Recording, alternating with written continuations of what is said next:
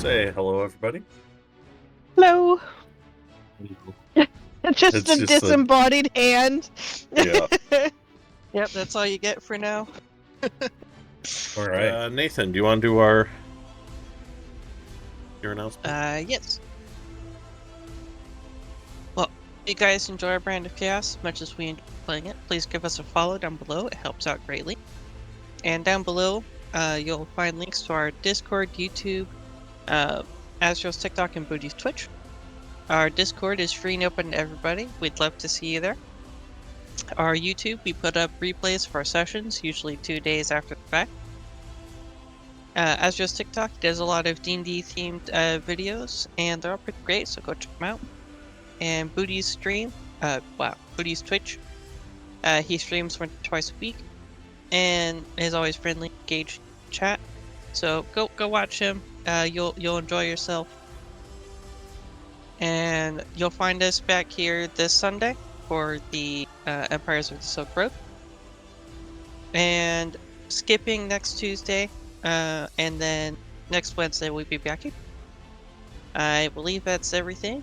Back to you. So last week we were making our way through the desert when some douchebags on horses decided to stop us from entering the oasis. Turns out they were Bretonnian knights, and they charged us without asking questions because we have an Illrigger, a knight from hell, with us. And so we started fighting them, killed the leader pretty quickly and brutally, and then stopped combat, and we were able to talk our way out of it.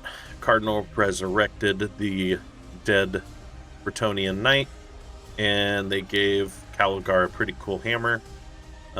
Then I made some jokes about the War of Beards, and Caligar got mad and smacked me with his hammer. So later, I popped up behind him and let him know I can get to him anytime, any place. Back to you, Dungeon Master. You left out the most important part. What's that?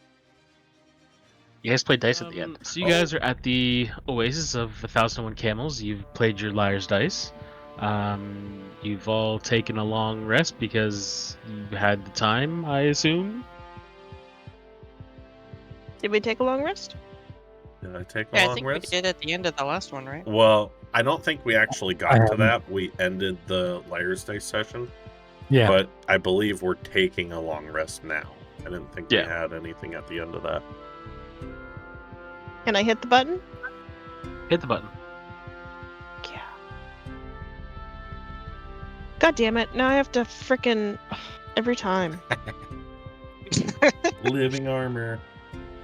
Yep. As we're going to bed, can I get Cardinal to send a message to my grandmother? Okay. Basically, something along the lines of any status updates? What is happening with the Daughters of Cain? 'Cause I think it's been Like 2 days, 3-4 days. Yeah, something like that. Just a few days, just to see if anything's moving.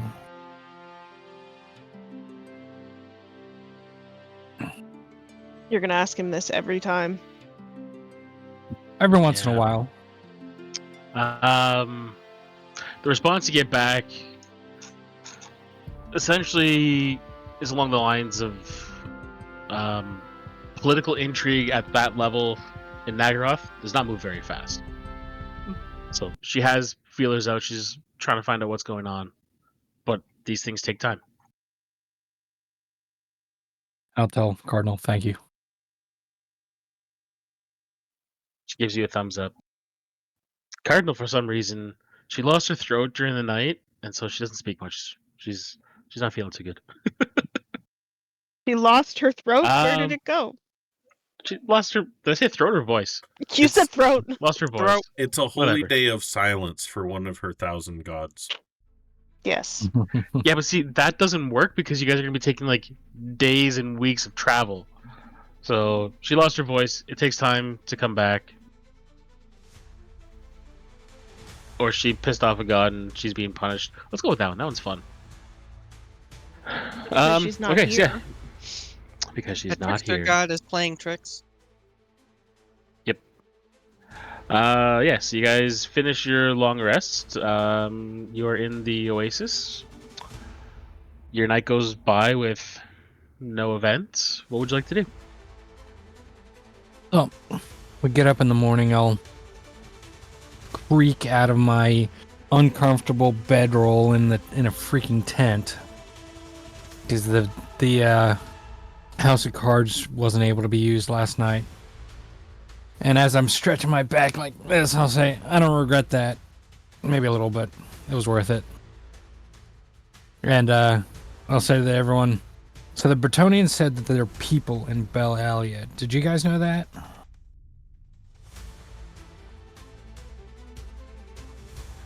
I know that. Well, either way, the various bandits and such, it could be a good place for us to head to and then get more information and jump off for the pyramid, the tower, or Khemri. But it's something we got to be careful of rather than avoiding it completely. What do you guys think? I do see a note on the map. Desert Raiders. We should probably take it slow and keep an eye out on our way there.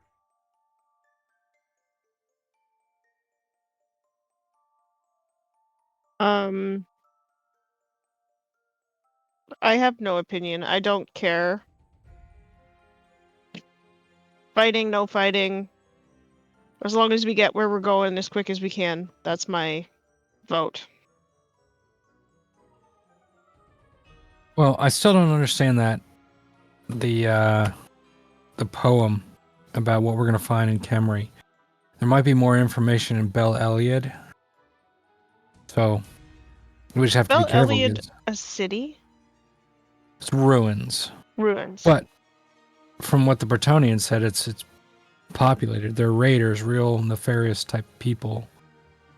So we can go in and be careful, keep a hand on our coin purses, but it might be worth it to head that direction rather than to try and avoid everything.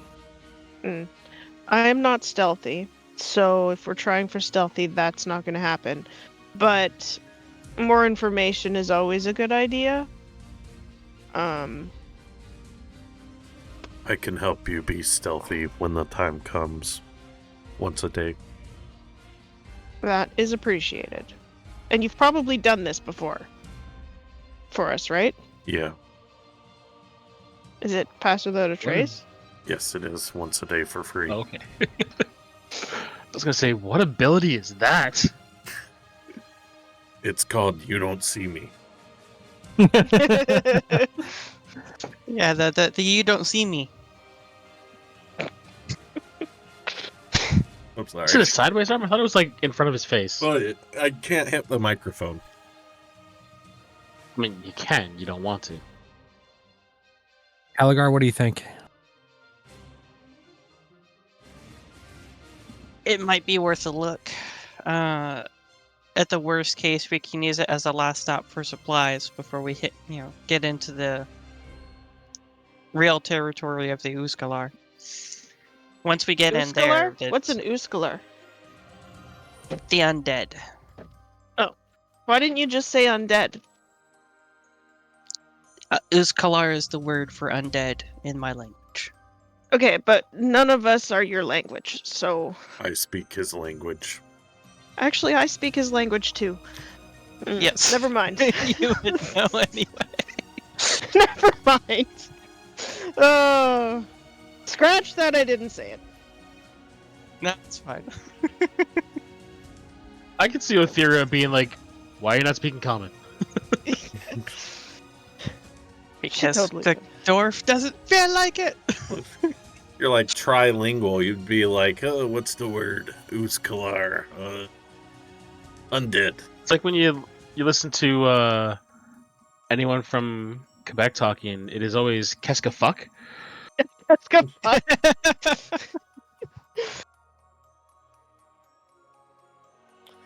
So, Bel Aliad, head that direction. Avoid the desert raiders. Sounds like a plan.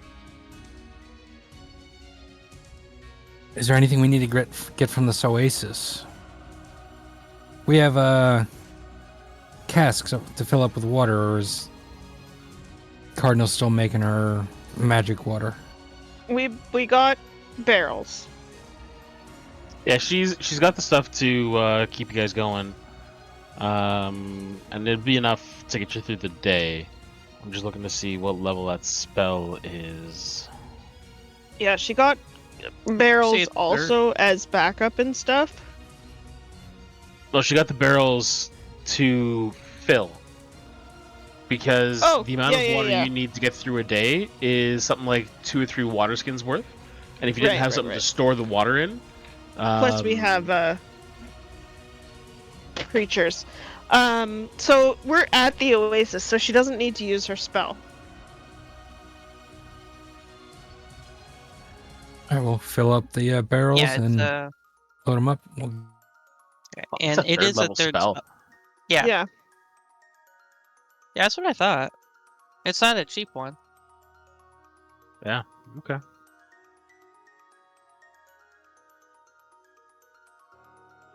So what I'm going to do is I will just cast that spell now to take that out of her spell slots. No. She doesn't have to cast it. We had a long rest. There's water at the oasis. She doesn't need the spell. How long is that water going to last you? We're gonna fill the barrels. The barrels aren't big. No, but we fill the barrels. She can save the spell slot. That gets you 1 day. Right, but she only has to cast it when we have to refill the barrels. Yes. So if we hit something today... Or are you saying we're not hitting anything today? I'm so sorry. I did hear that. If you would let me finish my sentence, what I was going to say is I'm going to cast this spell now, so it's taken out of her spell slots, so that I don't have to keep doing it every day you're traveling. Sorry. Been a long week. Okay. I feel like the gods are angry at us right now. Not us, just one. It's not anger, it's frustration. Also, There's a difference. Just because I like saying it, I cast Druidcraft. What's the weather supposed to be like today?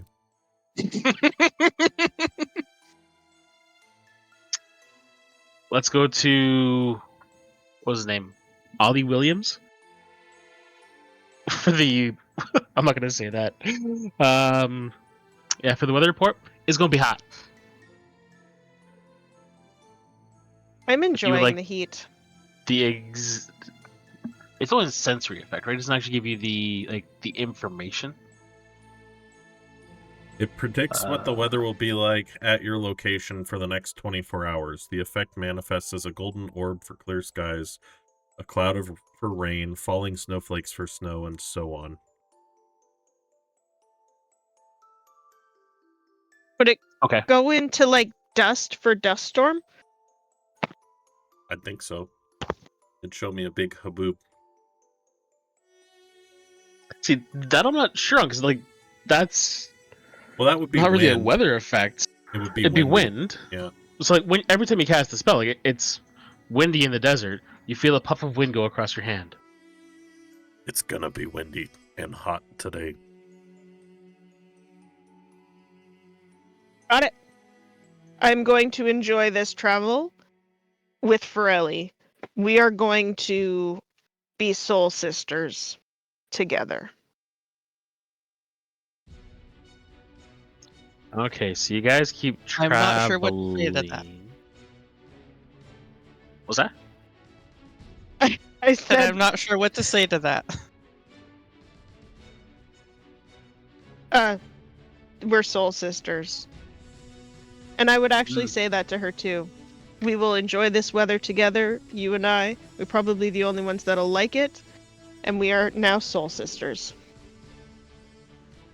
I don't know what that means, but it sounds good. It's fantastic. Then she like looks at you and gives this like really toothy grin and goes, "Yay!" Yeah, and I like big grin back. And, Alright, actually, speaking of which, Calgar, what's your number of hours at? 145. Okay. I was just about to say, as we're traveling, I'd like to Oh, yeah. get whatever teaching I can in there. I'll help because I'm enjoying talking to the dragon. I'll help because I like the dwarf to know that I know more than him. It's a very Elgy response to you. I approve. Okay, so you said you guys are trying to avoid the desert raiders that are listed on the map. How would you like to do around. that? I guess cut a little bit more east than straight at Bel Elliot. But yeah, just kind of arc around as best without getting too close to the pirates. I'll take the time, like, as we'll like navigate between the dunes, but every once in a while I'll ride up and just peek my head up over the top of the dune and look out to see if I see anybody. Okay, so like you're talking like kind of like that kind of bluish arc I got there? Yeah. Yeah. Okay. And are you guys traveling at a normal pace? You taking things slow? You being cautious? What are you doing? I'd say normal. I think Normal. normal would be fine. Yeah. Anyone that can see us, we can see them. We just got to keep an eye out. We can Try and keep the adjust. dune. Yeah, I'll like I said, I'll occasionally ride up towards the top, but not to the top of the dune. Just peek my head up over the top, and then Yeah, so if you're the one that's taking a look around, Alder, I'll get you to do 3 perception checks. thank you.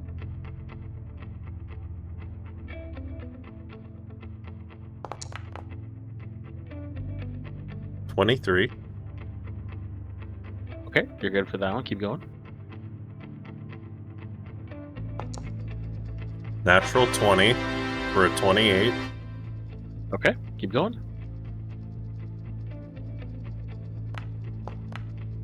And another natural Oh, 20 fuck off. for another 28. Okay, so during your travels, like while you're actually moving, you guys are going mostly. You said you start in the day, take a rest at the midpoint during the hottest part, and then like carry on through the night. Not all the way through the night, but like It's the dark, so it's nice Yeah. and cool and stuff like that. Okay. Yeah. So the first little bit as you're traveling, Alder, you're used to scouting, but you're a little more cautious for that little bit to begin with, because where your scouting skills, you're more used to like hiding in foliage or like dark corners in around streets and stuff like that. Being fully exposed out in the desert is very unnerving for you, especially like this time of year. Your body's telling you that everything should be moving towards winter, and just the heat is kind of thrown off your senses. But the one thing with the desert is it's vast and barren, and that's kind of what you see as you're peeking over the hills. And as I'd say, it's going to take you guys probably about 3 weeks of travel to get to the ruins. And as you're going along, like it doesn't take long for you to start really getting the confidence of like you know exactly which dunes to climb, which are going to take the most energy out of you, how to position yourself compared to the sun to not like fully silhouette yourself, stuff like that. And throughout the entire journey, you're fairly confident that you're more or less safe. There's a few times you see some figures on the horizon or cresting dunes themselves, and they always seem to be going off in a different direction. You're not sure if they are more patrols from the Bretonnian Crusade, or if they are raiders, or if they're just people trying to exist and make it through the desert. I'll say, once I get the feeling that, like, man, everything kind of sticks out, I will speak the command word to my armor, and it will kind of change tone to, like, the same color as the sand.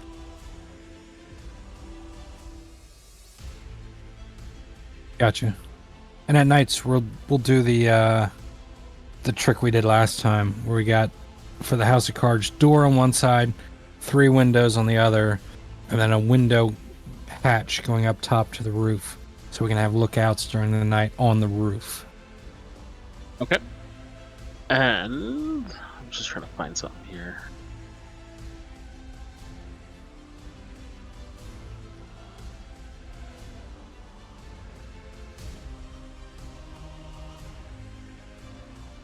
Okay. I just need to do a calculation to find out how long this is taking.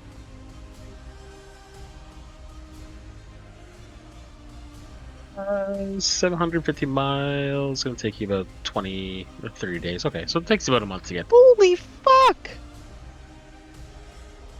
You're essentially going across the Sahara, No, I get it. No, I understand. and not like the short way. You're going the long way. Yeah, And we don't have the courtesy of, like, jeeps. We have camels. No.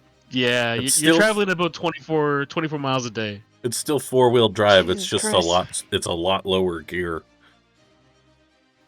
Oh, man. Okay.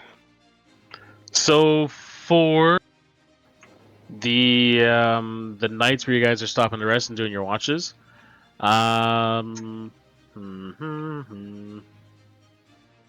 let's do 2 perception checks each. I will say that since I only need 4 hours of meditation, I will take the last 4 hours of watch every night. The theory for this.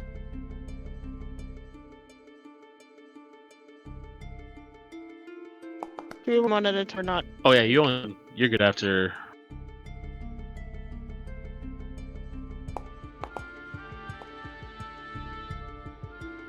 I see so far in the dark.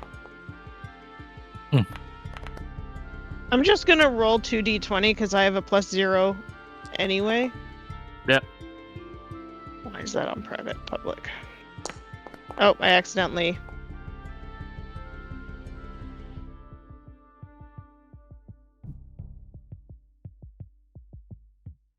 Well, guys, So Othira and the dwarf are pretty much useless.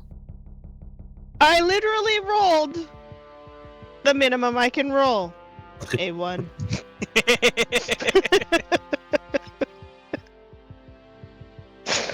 I rolled the minimum so I the can watches- roll twice.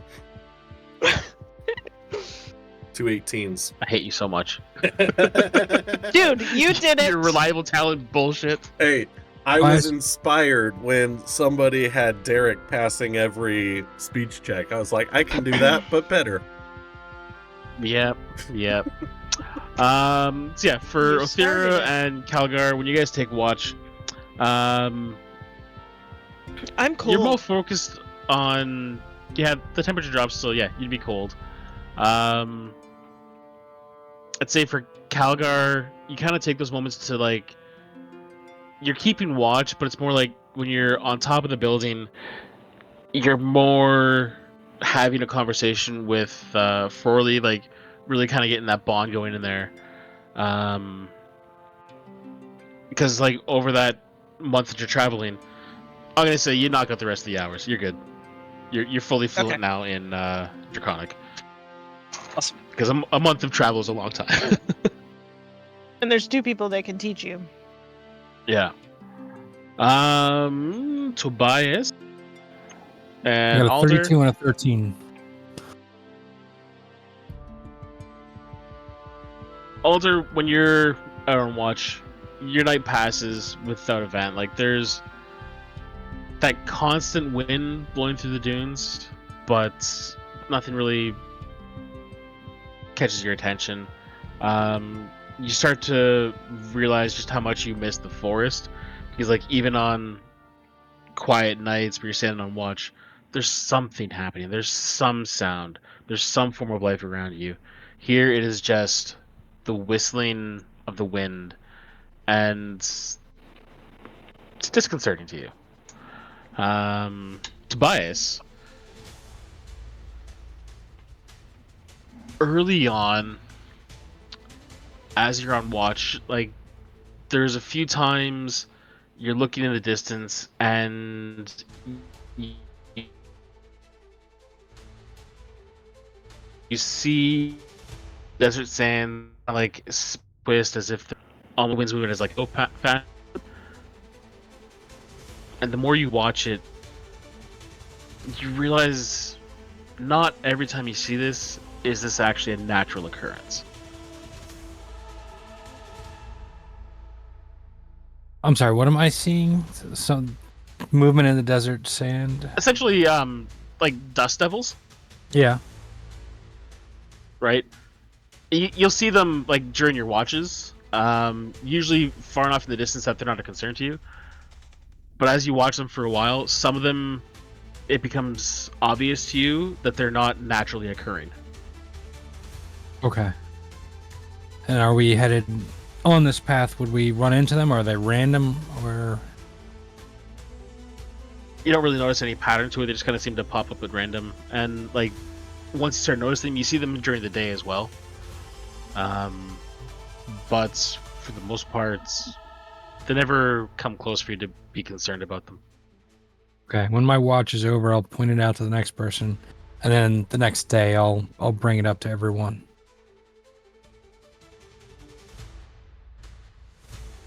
Dust devils. What do I know about dust devils? Well, they're not from hell. Actually, that's a good. I honestly, I would Yeah. think about that. yeah, I don't know anything about dust devils. They're elementals, aren't they? No, a dust No, it's devil is just just when the wind swirls and it Oh. picks up a bit of the dust. And Never it looks mind. like I a thought there was tornado, an but it's actual not. monster that was a dust devil. Or is that a Maybe. dust mephit? probably a method. It wouldn't surprise me, but yeah, no, dust devils. Yeah, like what he said. They just look like a mini tornado. Okay. Yeah, I used to have them blow through my yard in Arizona.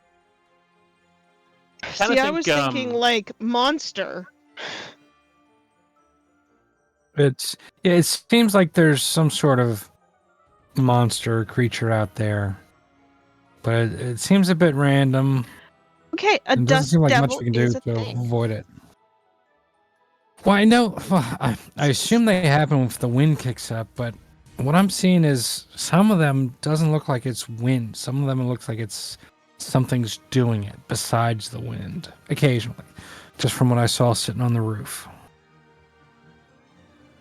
Mm-hmm. But just be on the guard. Watch out. I don't think there's anything we can do to avoid it if one comes our way or go out of our way to avoid them. They seem to be all over. Right. Well, hopefully your camels don't go flying in these dust devils.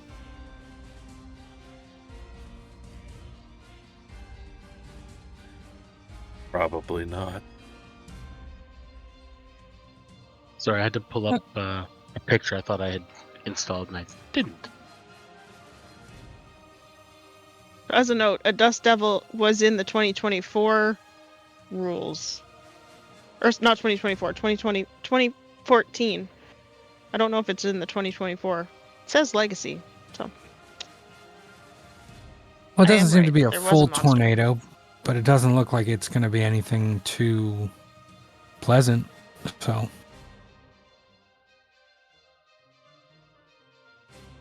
carry on.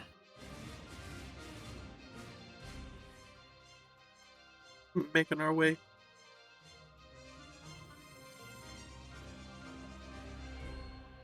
Just making sure the calendar works here.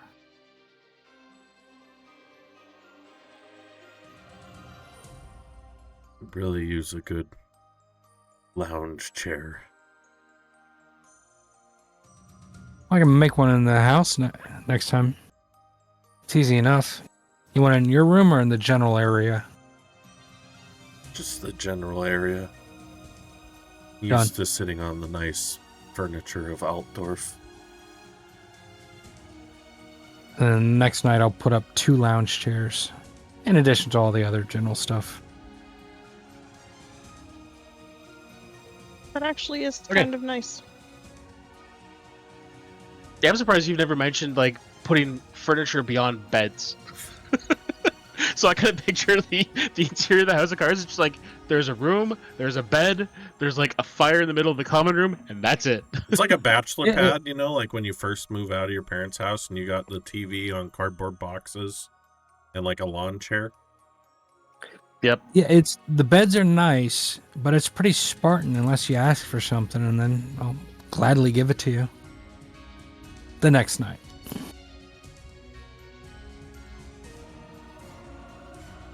Okay, so after a month of crossing the desert, because I love making time zones like this,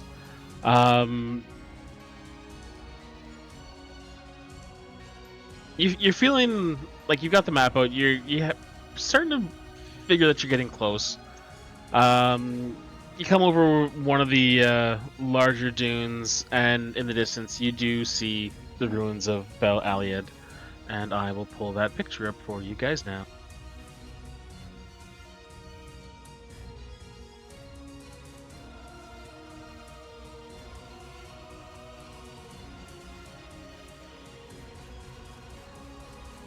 Aw, super cool. Also, let me know if you can hear the vacuum upstairs No, you're or good. not. No. Okay, good. Because it's loud in my head. Nice. So you come over the that final dune. The ruins sprawl out in front of you. Kind of exactly what you would picture for the way this location's been described to you. It's an ancient city that was kind of like a trade hub for the Naggaroth Empire millennia ago. The the buildings themselves are constructed of the same like is it sandstone, limestone, Sandstone. sandstone. The same type of construction materials you saw in Al Haik and in Kofar. But some calamity happened here. The city was destroyed. There's not a single complete building in sight. There's a couple obelisks. You see the statue. I'll get you guys to roll history for me.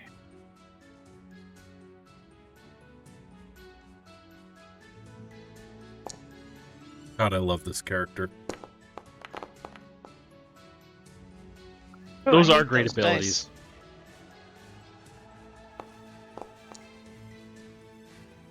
Well, it just completely makes up for my bad luck as a player with dice. They'll all come back to bite me in combat, but hey.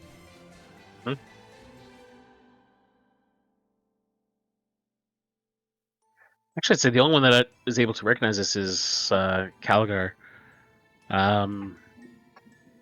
You'll see some ruins of statues that have fallen over or broken. One stands out as still being, for the most part, intact. And just from what you've heard of the Naggaroth empires, you recognize this is one of their kings that ruled. You don't know which one it is, what era they ruled in. You're aware that the empire itself stretched over thousands of years, and to you, all humans look alike.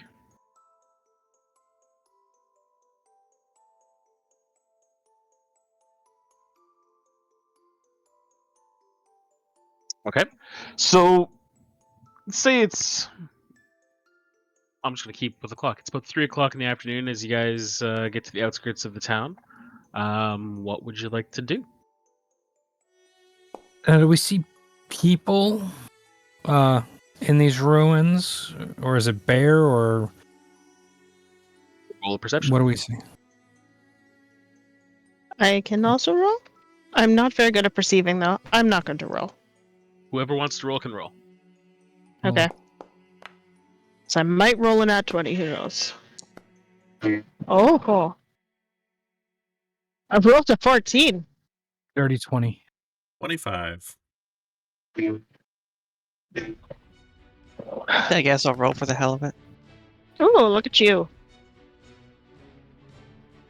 Okay. Yep, and all of these good rolls are going to be wasted. Yep. So I'm going to need them later. Yeah. Like the so two nat Athera- 20s? Athera, you're looking around. You're like, this is a dead city. There's nothing to see here. Sand. Ruins. Yeah, Boring. rocks and sand. Tobias, Alder, Calgar, you're all a little more perceptive. Despite what the Bretonians told you, you don't see a single moving creature. Perhaps we could find inscriptions or lost things that would also help us with this riddle, because that's from a long pastness. Yeah, we did find this in a city, so it makes makes sense for us to search for something else here. Whoa, that's a good question. How the fuck did we get these riddles? Well, We found him in the drowned quarter. We still would have made our way to Al Haik and research. No. Because we got the, like, scroll thingies from fucking bad guy dude. Yeah, but we also found a tablet that had stuff, That's true. and then we went to the tablet was library broken. You only afterward, got too. like half of the information there. But we didn't Yeah, find the rest in And the then, library. but then after that, we took that to go research it at the library, like what Yeah. Judy just said. I wasn't thinking about that, but I'll include that. Don't worry. Because that was just like a mind fuck. blown. We've mind fucked everything. And Well- it's all my fault, and I love it. Now that we're talking about it,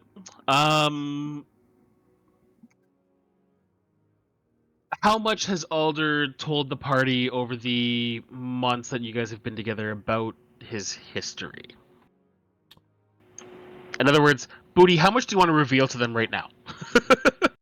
I am an elf, an Aeonir elf, an elf from the Laurelorn Forest. So we're a little bit more used to dealing with all the races than like the elves from Aethelorn. And I've told you that I worked as a item and person recovery specialist in the Empire. Item and personal. Item and person. Interesting. Person. I find people and items that go missing, Oh. and sometimes Okay, so then deal with the people responsible for it. are So you're you an good at elven riddles? PI. Why haven't you figured it out then? Oh, maybe with your high ability to see things and find things, you could find the inscription we need to unlock the riddles. Possibly. I apologize right now. I'm in a very fucked up mood. I can take a look. It feels Also- very Othera, so I'm rolling with it. Sorry, continue. So Yeah. you said that we don't see anyone. Do we see signs like there have been people here recently?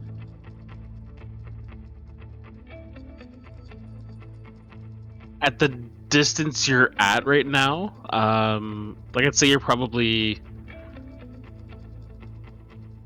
5 kilometers away. You're They're American. too bad. Let's try and use some kilometers. Not as far as a mile. That's the important thing. Where was I at? I'm sorry. Yeah, you're not seeing anything moving.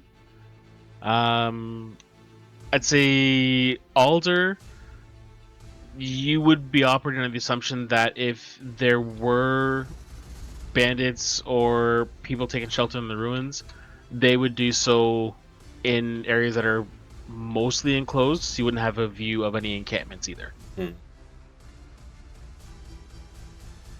we get closer, I can take a more stealthy look and reach out to you guys through the old mind contact. Sure. One way to Tobias is find gonna be out. all Onwards, alert. First Lady. So once we get within about a mile of, like,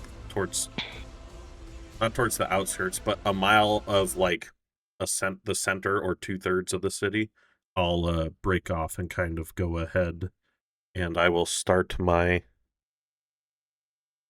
On your camel? No.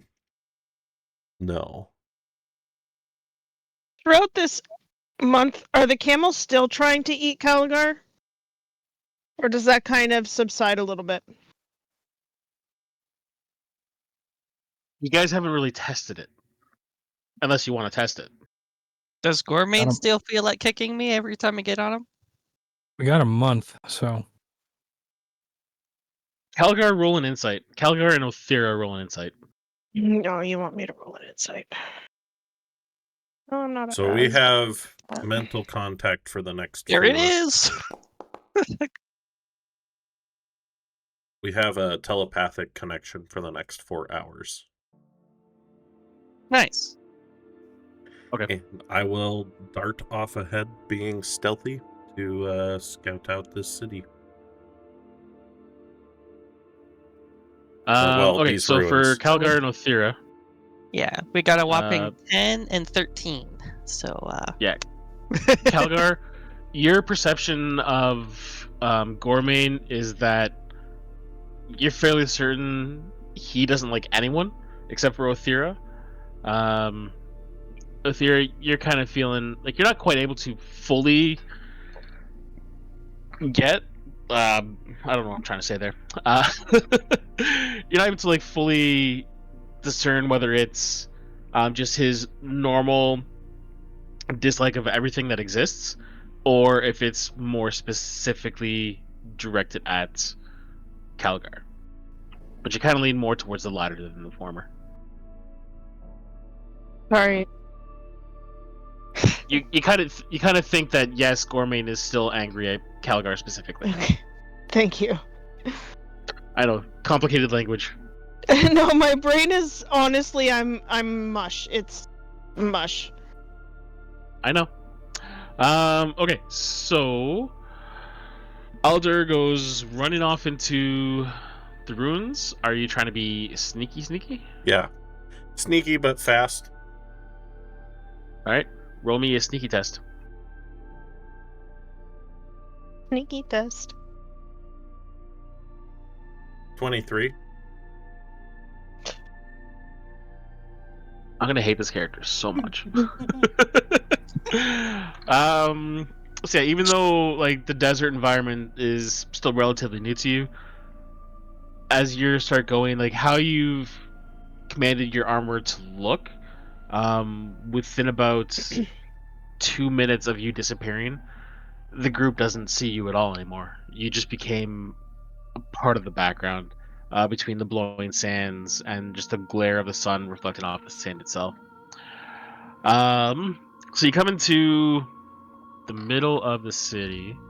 I don't have a map for you, but I got a map for me. What is it you're looking for? I want to start moving, like, kind of tactically, ruin to ruin, peeking inside where, like, the wind doesn't blow so much, and see if there are, like, footprints or more signs of, like, somebody's been here recently. Okay. Roll an investigation for me. I'm good at this, too.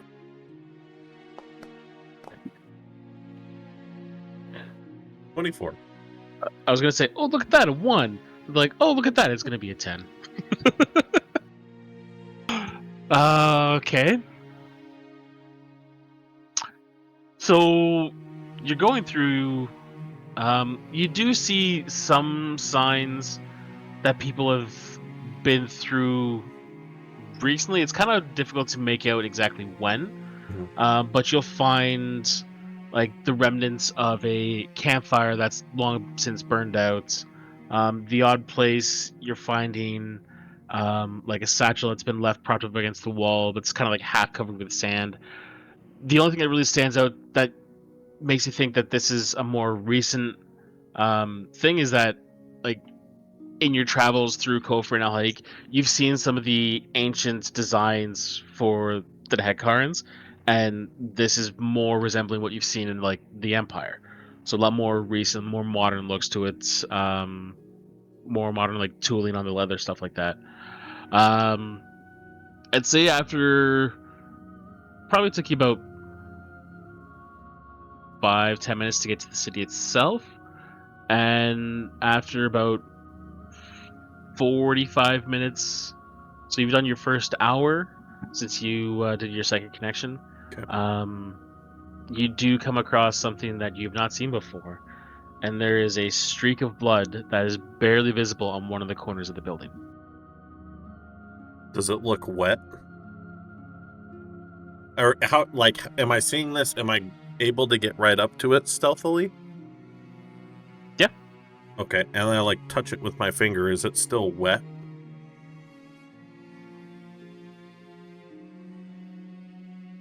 Has it turned, and then also, like, if it's not wet, has it turned that like rust orange color that it's really dried out, or is it still like semi-recently dry? So you reach up to touch it, and it's not wet, but it still has like a tacky feel to it. So just your general experience, you're thinking it's probably within like the last week. It's kind of hard to make out with the mix of like the sand and the wind, of just how long it's been there. So I would have been checking in like about every 15 to 30 minutes, just mentally with everyone in the group, and you'd just hear like things like some signs of people, but nothing recent. Satchel. Looks like it's been here a while. And then... Did you look inside the satchel? No, I'm looking for people. Oh. And then... Sorry, I'm a loot everything in Baldur's Gate person. So sorry. Well, it's more of me a, too. I don't want, like, Alder right now is trying to figure out if there are still people here, and in his mind, it's like, I could come back to that anytime. I need to figure out if there's anybody here, and I can't get snuck up on, so I need to pay attention. Yeah, don't kick off any traps until we're there and can help. And then about that hour in, you'll just hear blood. Maybe a week old, maybe less. And Tobias is going to start to push in when he hears that. Slowly, still being cautious, but he's not holding out outside the city anymore. And then I'll kind of describe where I'm at in the city, and I'll go, I'm going to try to see where it leads. And I'm going to start looking for if there's a trail of blood. Okay, roll another investigation for me. And I'll add, like, I'm being really slow now, even though the blood's like a few days old. Like, I'm not just straight following it. I'm like following it, but constantly looking around. That's another 24. Okay. So first, Tobias said you're going in. Are you going in with the camel, or are you dismounting, you going in on foot? Are you being Going sneaky? in with the camel. Oh, I'm going with him. Yeah, I'm assuming everyone's following me. I'm not necessarily, I'm not running in, but normal pace, just keeping an eye out for ambushes and stuff like just that. kind of like close the distance. Yeah, just so Alder's not out there by himself. Okay.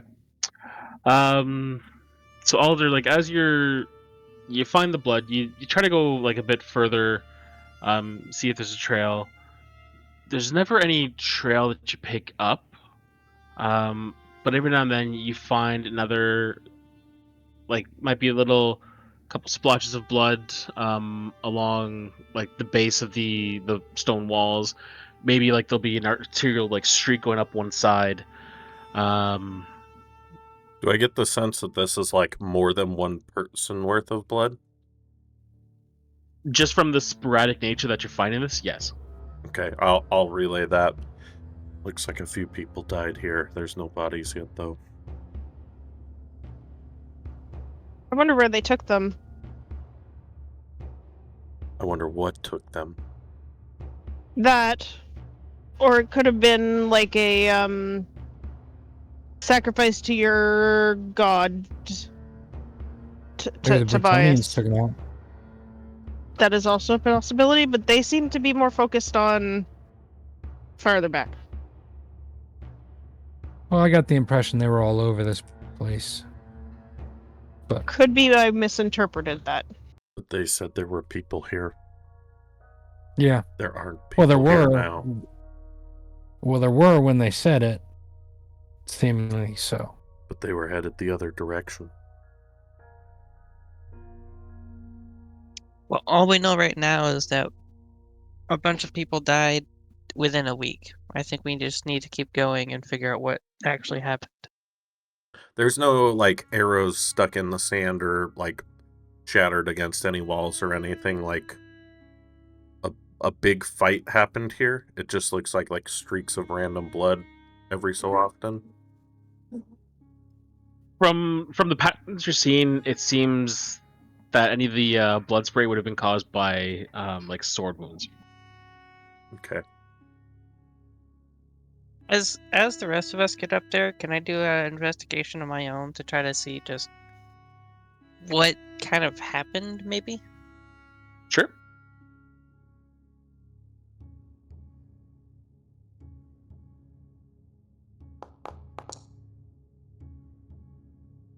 Was Holy it shit, 34? man!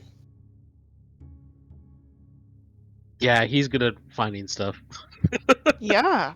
The one thing I'm great at. Honestly, I don't know why Alder's so argumentative with Caligar, considering you would probably make a fantastic team when it came to finding lost things. I work better alone. I can move But quick. you're not alone. Caligar starts crab walking very noisily. Clink, clink, clink, clink, clink, clink. Everywhere he there- goes, clank, clank. Is there a building nearby that's, like, taller than the rest, or a thing of ruins that looks like I could climb up and get kind of an aerial view to watch over while Caligar's investigating? Roll perception. Okay. It's still an 18. Yep. Most of the buildings you're seeing, like the ruins, are for the most part like just one floor domiciles. There's a couple obelisks that are weathered and cracked enough you think you can climb them. They go up probably about 30, maybe 35 feet. But more towards the center of town, the one statue you saw from the outskirts, it's kind of like a colossal statue honoring one of the kings. Rises about 60 feet, and there's enough handholds. You think you could probably climb that fairly easily. Okay, I'll climb that, and I'm just kind of like Overwatch, looking over to see if anything moves that's not one of my friends. How cautiously do you approach that statue? Very cautiously. This is Alder. He's all business until he has time and space to not be business. So you're checking the statue out before you go up? Yeah. Roll investigation. I love how that's like super leading. Like, we're going to lead you through this because if you don't, you are going to explode. 26. As you approach the statue, your eyes quickly wander over. Just in that like experience, you know what you're looking for. There's one kind of like small crack that piques your interest. You lean a little closer to investigate, reach a hand out, and just see if there's anything kind of foreign about it. And you realize it's just a statue. There's nothing to be afraid of. I'm gonna very I carefully love you. climb the statue, testing every handhold before putting my full weight into it. Athletics or acrobatics? Athletics. You sure it can't be acrobatics? Climbing is athletics, man. Oh Yeah. no! Trying not to fall or is I'll tell you what. acrobatics. If you can convince me it should be acrobatics, tell me how it's going to be acrobatic.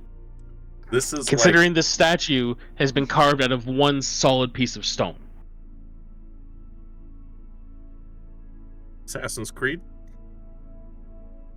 That's literally the picture that came to my mind. Was like the haha. Except that's athletic because he's like throwing himself to the next section. He's jumping. Well, have you actually watched some extreme rock climbing? They're very It is skinny. athletic and it is very acrobatic. They're very skinny and very flexible. And like freaking they hold on give with me their a better- feet. Give me a better reason. Give me a better description. Tell me how you are acrobatically climbing the statue. Paint me a picture. I'm like doing like weird backflips to get my feet up on things and then tucking up and jumping and stuff.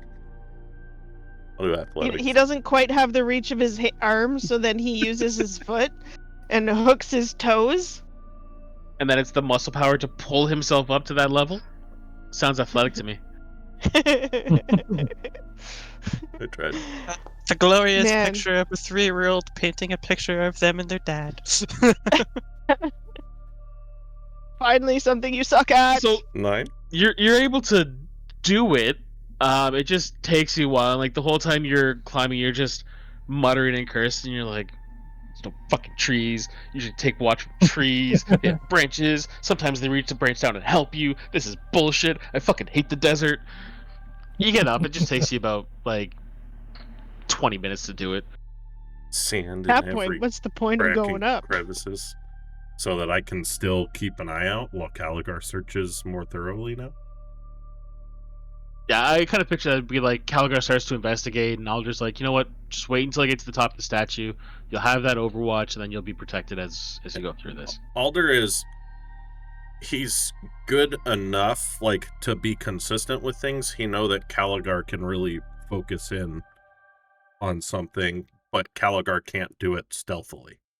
So now that we're all here, I'm less concerned with being stealthy and more concerned with making sure there's nothing else being stealthy. And so while you're on that statue, give me perception.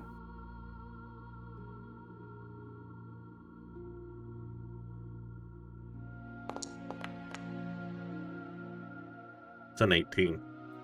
Yeah, of course it is.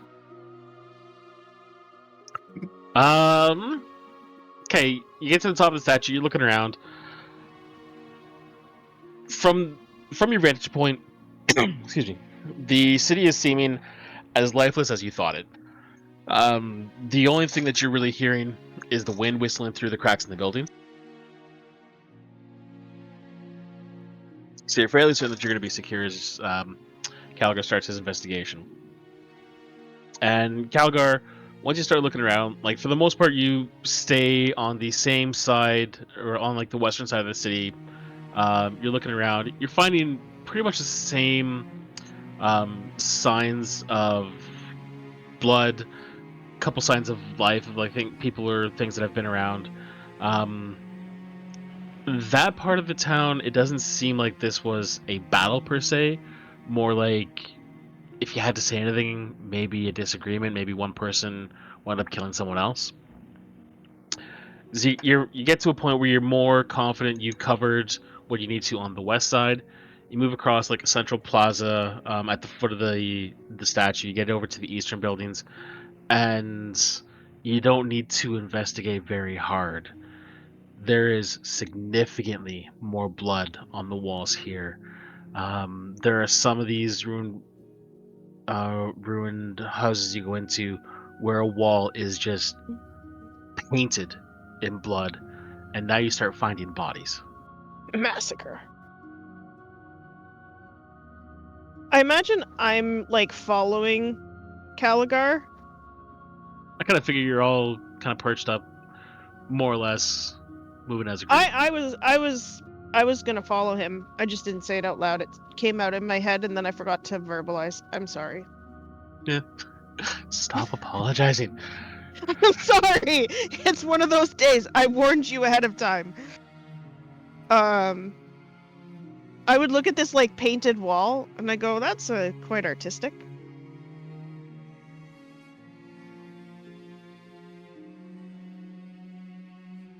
Tobias is just posted up outside, just keeping a look, watching out. What does Caligar do now that he's finding bodies? Now that I'm finding bodies, I'll try to figure out, like, if I can guess, like, how, or, like, what may have killed them other than each other. Because with them all being massacred like this, it leads to believe that there was a outside force at work. So I'll try to find if there's, like, any discarded weapons or, you know, maybe some arrows or something of what that force could have been. Okay. Roll another investigation. I'm not in. Aw. Only a 22. Only a 22. Oh wait, I forgot that. I forgot to add a D4.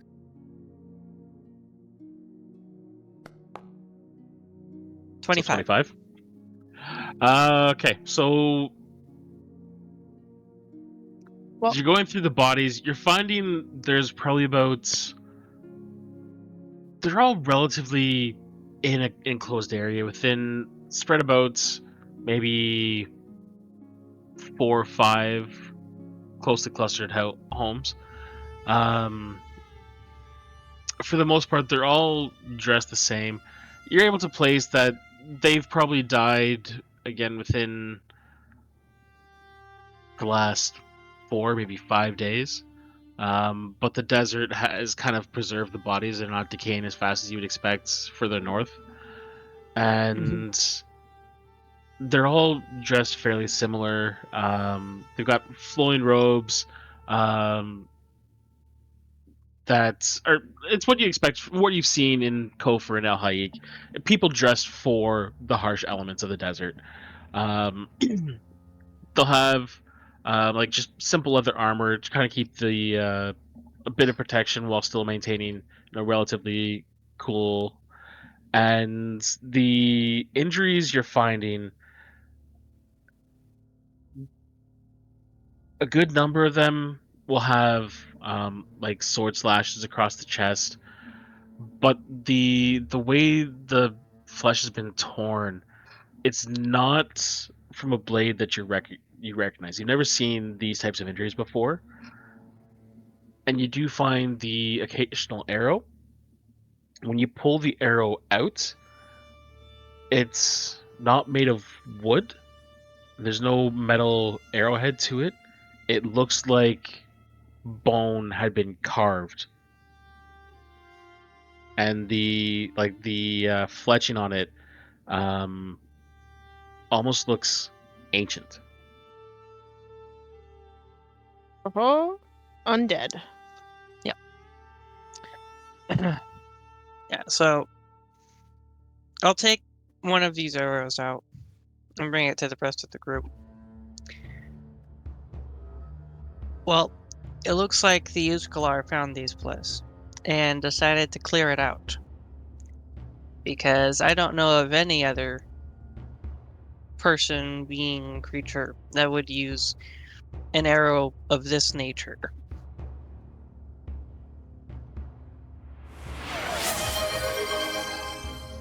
Were they attacked at any specific point of time? Were they ambushed at night, or That's there's no way to tell that other than they were all massacred sometime within the past 4 or 5 days. Other than this arrow, I couldn't tell you what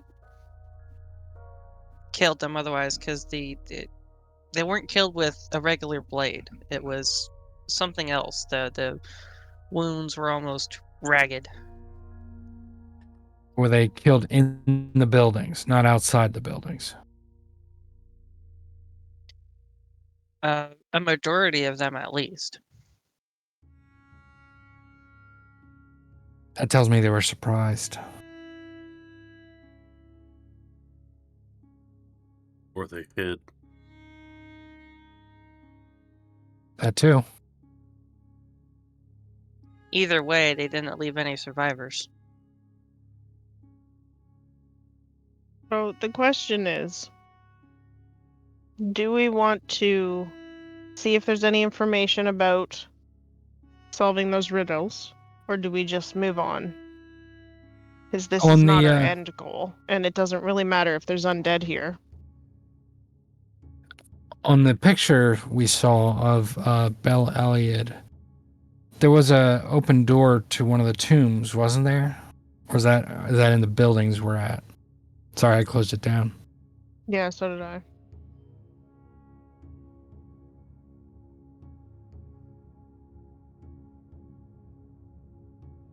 Those are just the buildings. They're just buildings? Yeah. The domicile. Okay.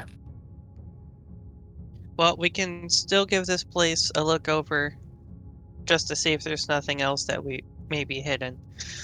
That tablet was in a room, but otherwise was in the open, so maybe there's something like that here. Where did the dead dude say the other half of the tablet was? He doesn't know. It was broken on purpose, but Yeah, but he had one half of it. He had said something about a location, I was pretty sure, but I don't take notes, so I can't remember. Note taker's not here. No, note taker's not here.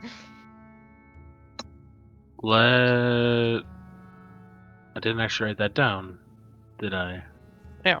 No. Yeah, I didn't because think that he gave was us an kinda rip. actual location. If I remember correctly, what I said is when asked about the other tablet, he said something along the lines of city and kings. City of Kings across the desert. That's what We I've have written some down. taking notes. Yeah. They're bad notes. I really don't know what Bad they notes mean. are better than no notes. But I wrote them down.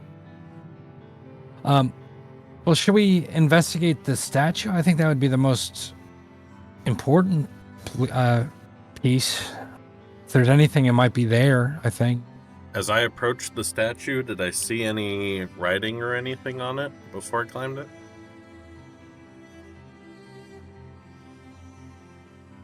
I'd say you were more concerned looking for, are you able to climb it? Anything along those lines? Is there anything that's going to be a concern?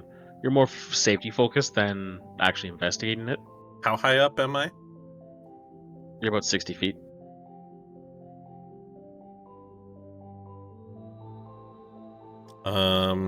I will use my bonus action. That's not it.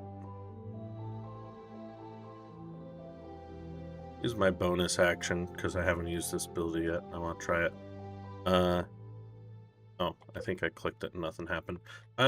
Summon the shorter of the two psychic blades in my hand and throw it at the ground. What do I have to roll for this?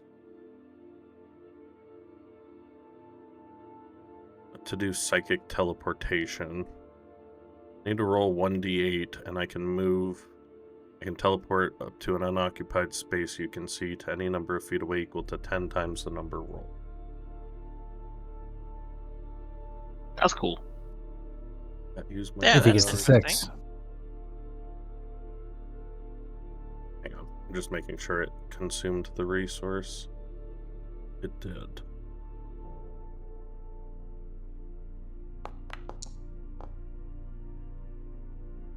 I can go 70 feet, so I just throw that at the ground, teleport straight down, and start searching around the base of the statue for... Roll investigation. –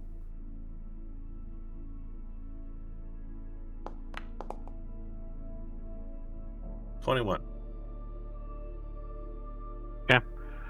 So you're moving around the base. You're kind of like looking over. There's no identifying marks on the figure itself, but you kind of like you see there's some sand that has been blown in by the wind. It's really covering like the base of the statue. You move up, you kind of like dust it away, and you do see some markings written in a language you don't speak. I found some markings.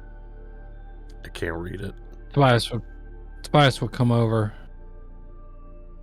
and Yeah, he do any of us will speak it? ritually cast comprehend languages. Right. So that's 10 minutes, and then I can understand for an hour. But I gotta touch him.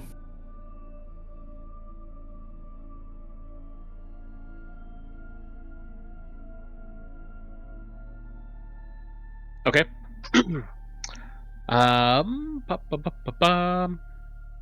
It's really not good if they're trapped or cursed. If what's cursed? It has my hands on it. Any kind of inscription carved into stone could be cursed. Tobias will take his hand like,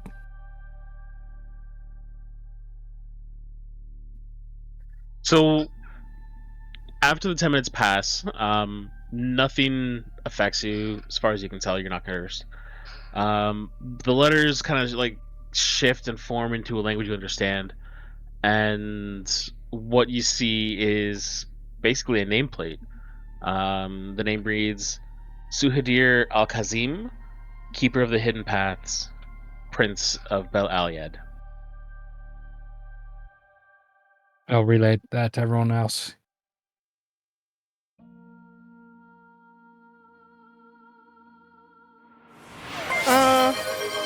Hey, quest Okay. acceptance here. Woo! Thank you Hello. for the raid. Yay, Welcome in, welcome in. viewers. Welcome in, raiders. Mama Miri, my posture is terrible. Mine too. I regret nothing. Or everything. For those of you who haven't watched us before, this is our Wednesday night Rise of the Everchosen campaign. It's set in the Warhammer Fantasy Old World, or the world of Malice.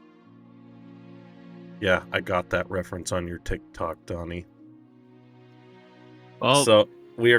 I learned something new when I was like researching for this campaign. No, actually, for the campaign with Amber that fell through for that one character. We are currently in the ruins of Bel Aliad in the desert of what would be like the Sahara Desert. And we just found out a bunch of people were murdered here within the last week by some undead. So, real pleasant things going on.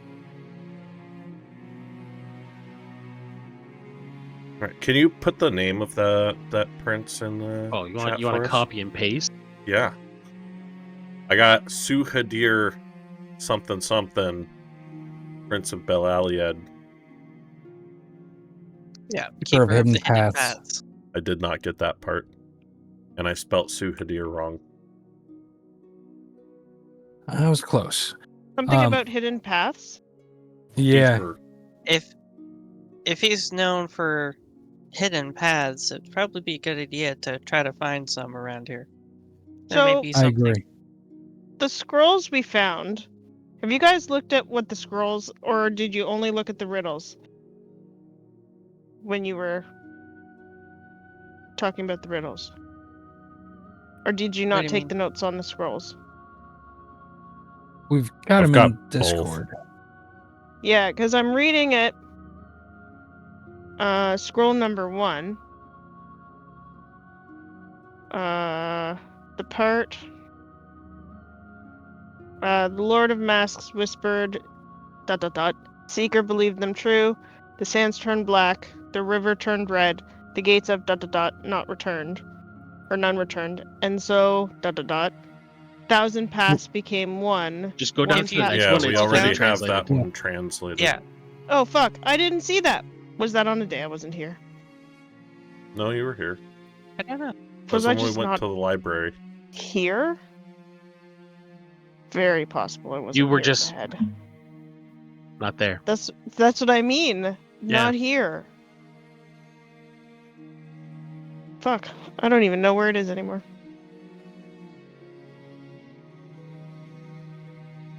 So, just so for the ones that are watching, we're not just like staring at the screen.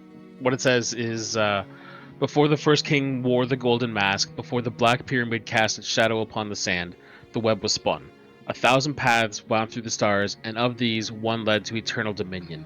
Yet the hand that reached for it was not steady. The Lord of Masks whispered riddles to the Seeker, and the Seeker believed them true. The sands turned black, the river turned red, the gates of the west opened, but none returned, and so the web was sundered, and the 1,000 paths became one road of dust and bone, leading only to the hollow throne. Yet still the eye watches, not in the days of the priest king, not in the nights of the usurper, but in the age of the great conflagration, when the sky burns and the sea boils, shall the forgotten door be found. The Seeker shall rise again, and the Lord of Masks shall laugh. Okay, so that's not what I thought it was. Helps if I read the notes. Keeper of the hidden paths. Is there like Yes. frickin' a hidden path here somewhere? Because maybe we could just take the hidden path. Possible. We'd have to find one. I'm assuming it's in this giant Counter. statue somewhere. And hopefully it's not buried under tons of sand.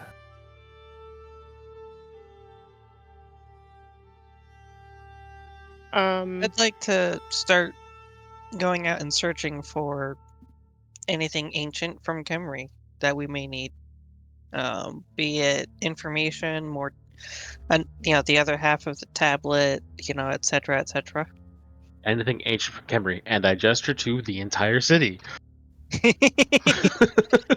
I mean, Does the statue seem to be looking at something specific?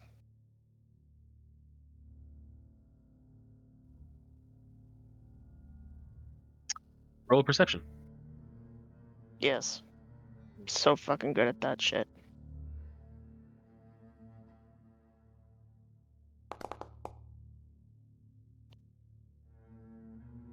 It looks at sand. Well, the angle that you get, like, you pretty much have the head of the statue silhouetted right behind the sun. So all you see is like just a shadow.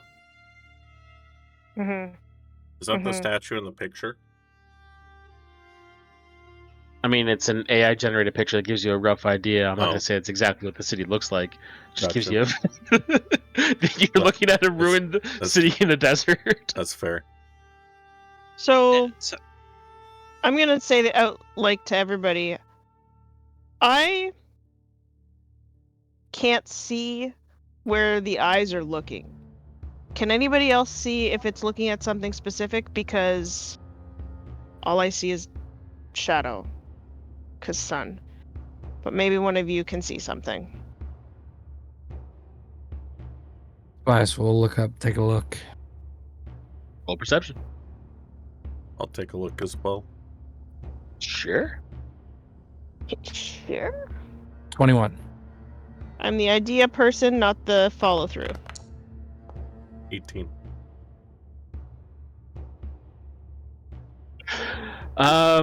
You guys get a kind of better angle where it's not silhouetted. The statue, like all three of you are able to see, the statue's kind of facing south, just down like a main boulevard through the main center street there. The angles that you get, the eyes aren't even carved. They're just like the eyes are there, but they're blank.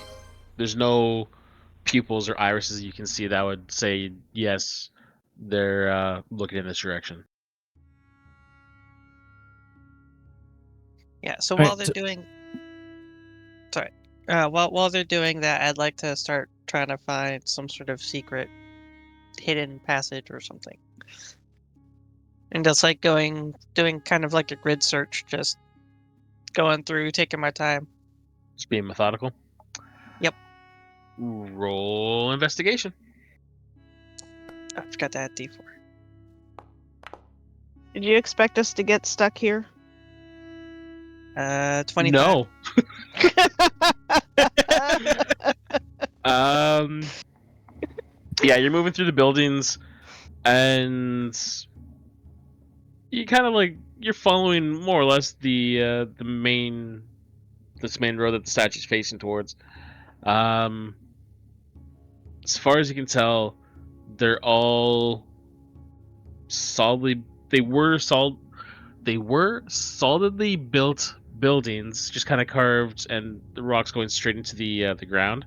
You're finding stone floors, kind of like shaped like tiles. There's nothing really stands out to you that would be like this is a secret path. Okay. But the further south you move, one building kind of stands out as being a little more ornate in ruin. Tobias is following along just to keep an eye and keep guard. I'm looting the bodies. Okay, roll an investigation. We hadn't done that yet. Just I'm occurred surprised to you me. haven't done that yet. I find nothing. It's not you find nothing. You don't find a lot. Like these are people that their whole existence is living in the desert.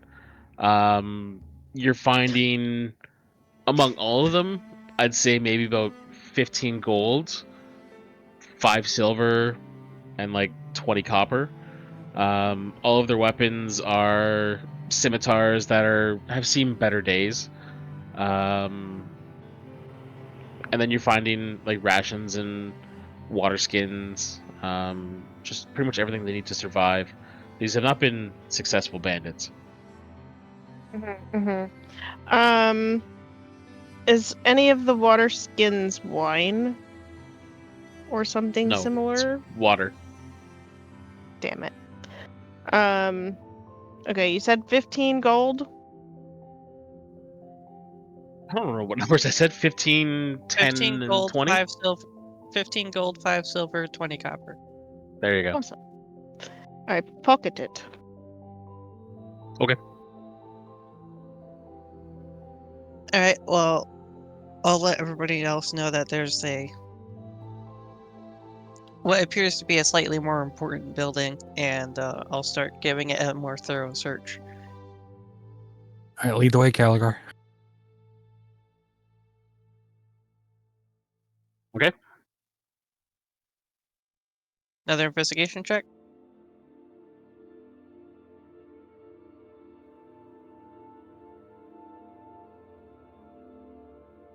Yes.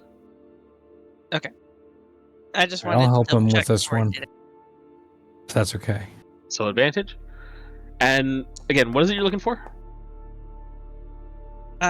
Hidden passages. If there's another, like, something similar to the broken tablet.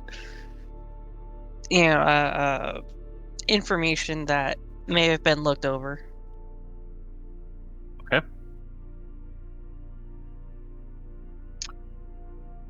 So as you start moving in, your eyes are really like scanning the walls, trying to like peer further ahead into the darkness. You walk about 10 feet or so through like a broken wall.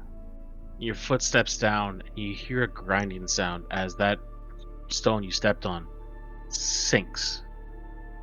Because you didn't say you were also looking for traps. So, Calgar and Tobias, I want a dexterity save from both of you.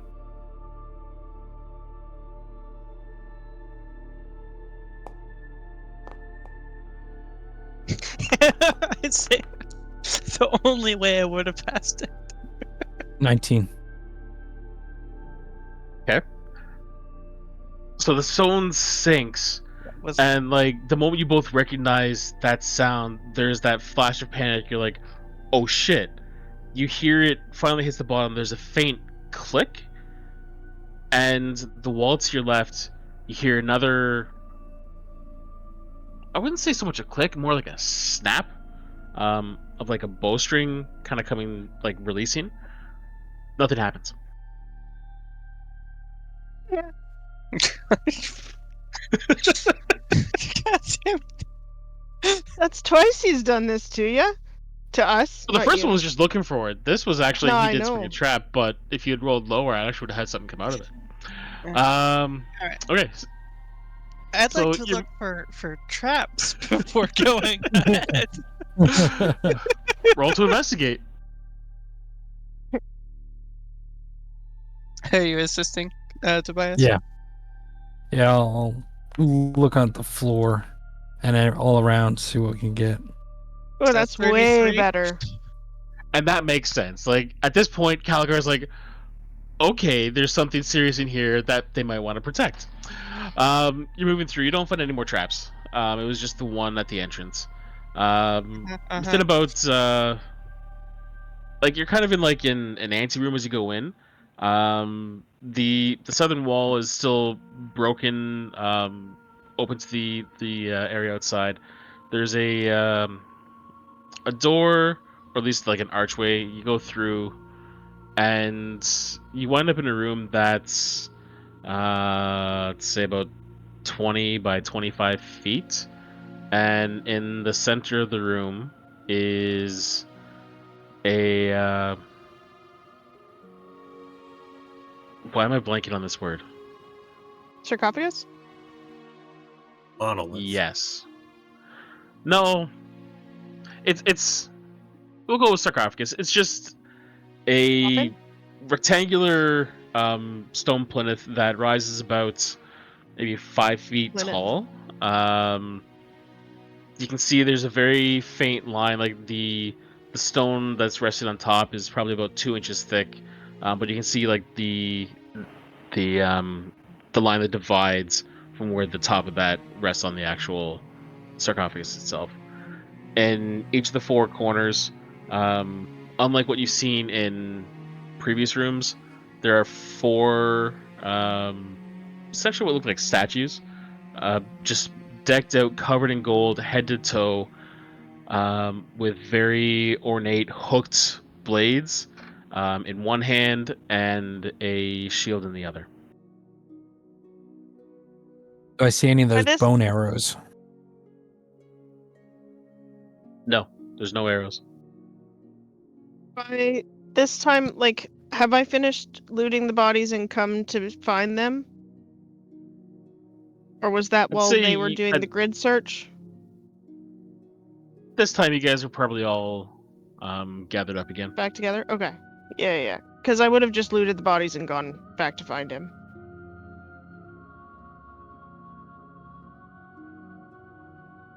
So I'd say, like, right now you're standing on the outside of the door. You see everything inside. What do you want to do?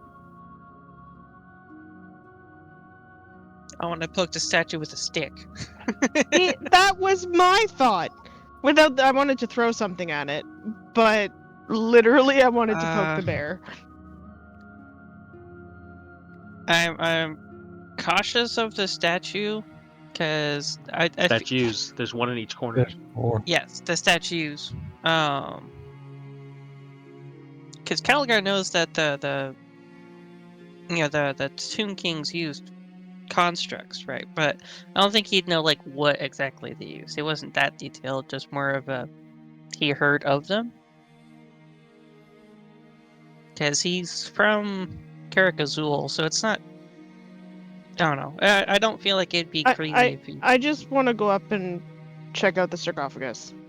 Statues are about just man-sized. They're not anything too big. Okay. And if just Still. walks in and I just- okay. Walk in. My impulse control tonight is not very good. Okay.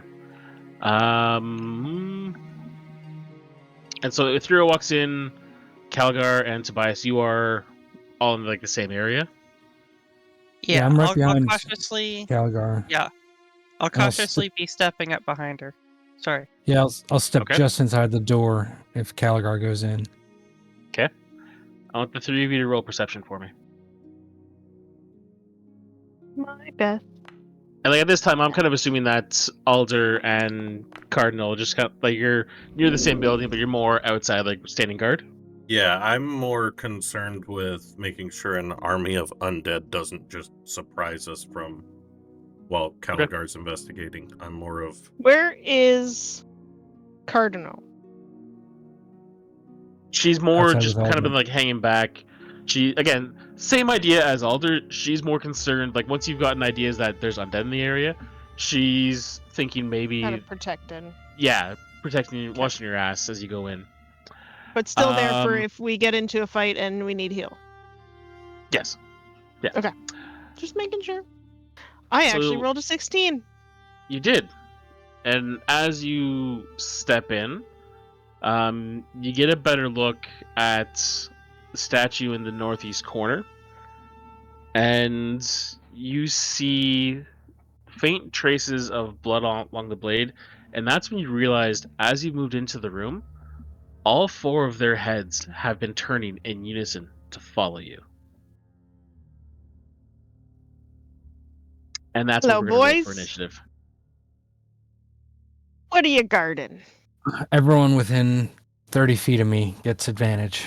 I don't know if Alder and Cardinal are close.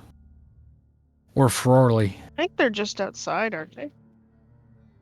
Outside the building or right outside the door? I'm going to bring a map up here for you guys. Oh, hell yeah. I just have to actually get you on the map because I didn't know where you were going to be. That's okay. I really want to take an improv class at some point. D&D. That would be fun. That's what I mean. Like, improv is, like, I'm pretty good at it. So I want to take, like do improv sometime just to see what it's like. I want a yes and or no but. Did you The constructs, they have no switch buts. maps or did you No, I just preload loaded it. map? Okay.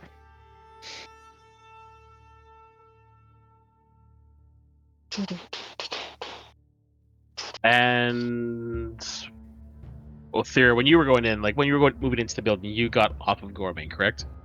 Because Gormain Yeah. wouldn't have made it through. Okay. Yeah.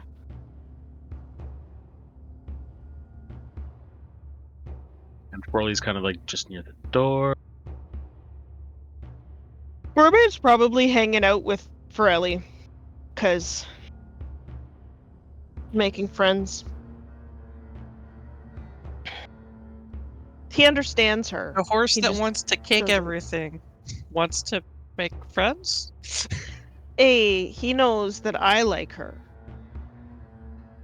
Therefore. And she's youthful and energetic. Shit, I don't want to do it that way. And yeah. I mean, we may as well get the NPC little babies together. Although Gormain's not little, he's fucking I'm massive. imagining it's like a cat and a horse situation. She probably like jumps up onto him every once in a while and rides around. Yeah.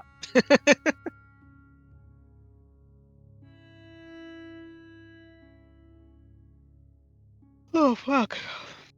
Oh, this is a small building. Let me switch scenes real quick. To the combat card. I get to roll advantage. No, Wait. roll initiative You're all with close enough. advantage. You're going to get advantage. Oh, baby. This I is what I rolled a was 9. made for. It's not what I was made for. I rolled I was- a 1 and a 19 Nice. for a 28. I rolled a 1 and a Too 7 many dice. or an Too 8. many dice.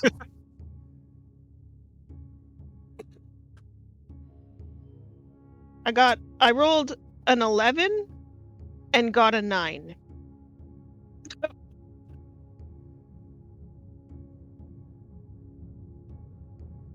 So fun. Do we have Combat any carousel. sense of what is attacking us as we roll initiative? Well, the 3 of us inside do. Yeah, those of you outside, Alder, I'll get you to roll a perception. I'm gonna get Cardinal to do the same. Okay. Just because it'll change how I, as a character, would react with one of my features. It's a 18.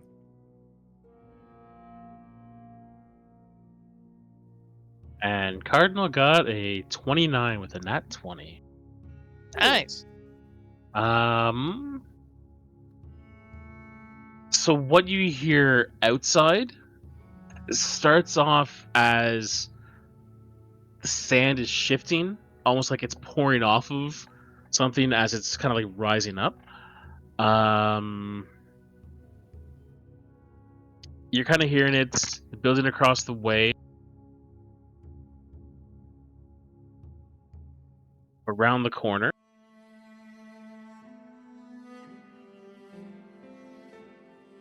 And then also further down the street. And what you're seeing, I'll actually just pull these up here. I'm just going to make these all visible.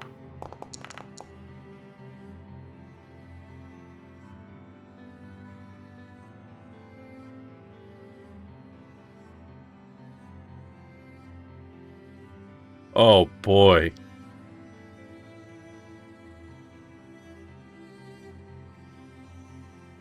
Oh boy. Okay. Kelly Mellies. What did So you Cardinal see- roll on initiative? Cardinal got a 29. No, that was her No, that was perception. for perception. Oh, okay. Cardinal rolled a 14. Got a 14. Okay, I am going to swap my initiative with Cardinal. Okay, so 28. Yeah, and then I would have a 14.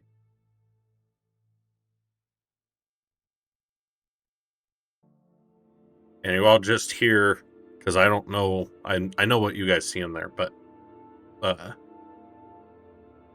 Alder doesn't. So you just hear in your mind, undead.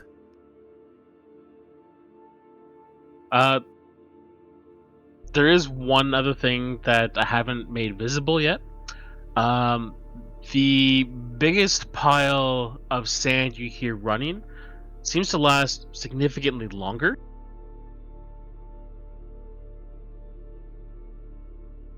That is the wrong button. So it was like, Is it gonna I be can what assume think? they were all under the sand as we walked over. Yes. Yeah. So yeah, you would And- hear in your heads, undead. They were under the sand. Makes sense. You also see what looks like a skeletal figure stand, and like it's just you're watching the sand pouring off, and that's where the sand's pouring from just gets taller and taller and taller, and there is a skeleton that's standing about 15 feet tall. And then you hear in your head, oh fuck, that's a big one.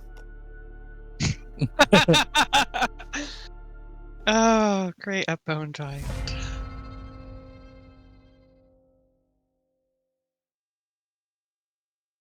Google Gadget Cleric. Okay. What is the range?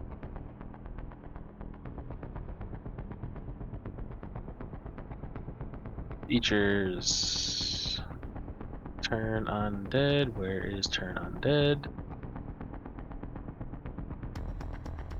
She's gonna go do her cleric thing.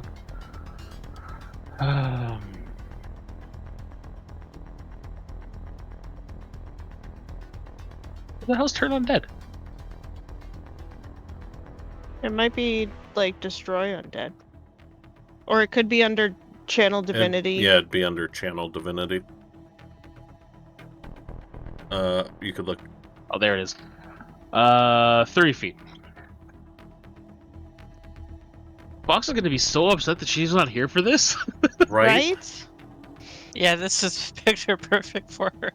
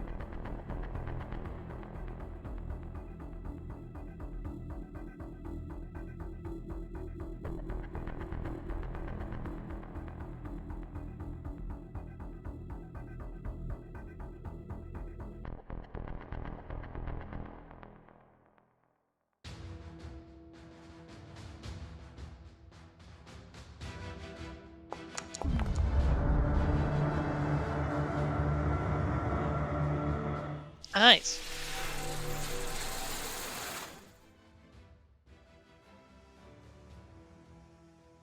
That's a good chunk of them right there. Yeah.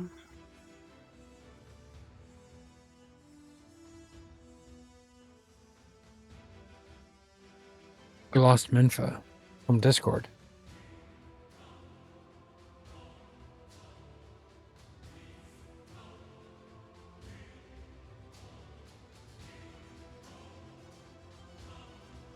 So she did 22 damage, and a lot of them failed.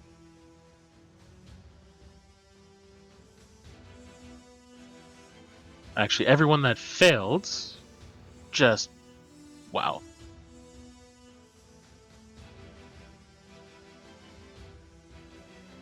Good job, Fox. Yeah.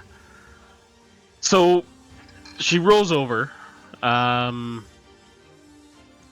and she grabs onto like the holy icon that hangs at her neck. And Alder, you're watching this. She starts kind of murmuring to herself, and you watch as this holy light just kind of like builds in her chest and expands outwards.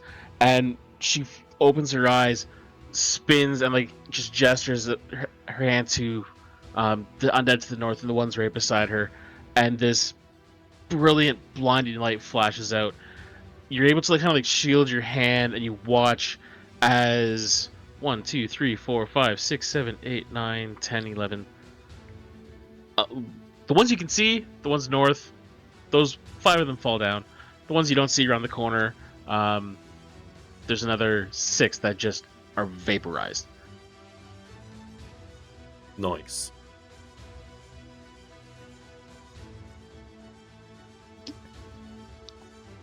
Turn undead. That's a nice one. No, it's not turn undead, it's sear undead. Oh, seer undead. 5d8 damage for everything that fails. Dang. Okay, and I'm actually gonna pull up her character sheet because it's gonna be easier to find out.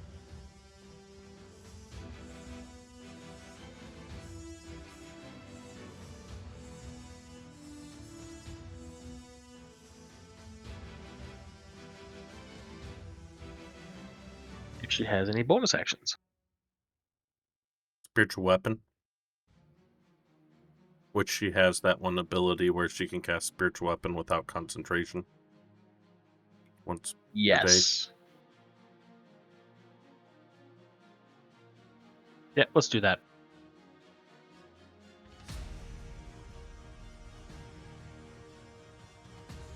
Spiritual weapon is 2nd level spell.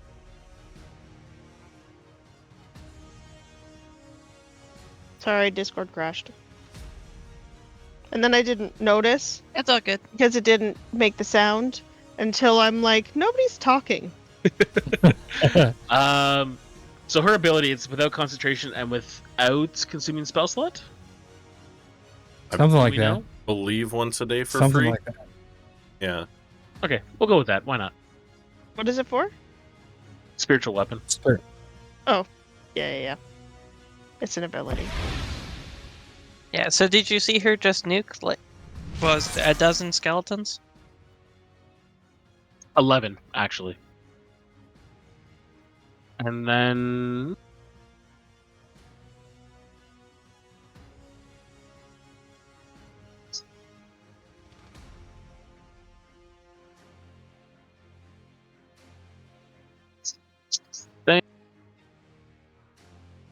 It does.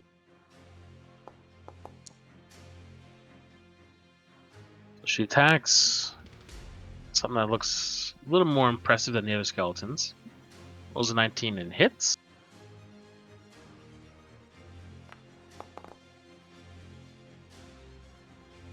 For a mighty 8 damage. That's going to be her. The first statue, it's in the southwest corner, comes to life and takes a step towards Othira.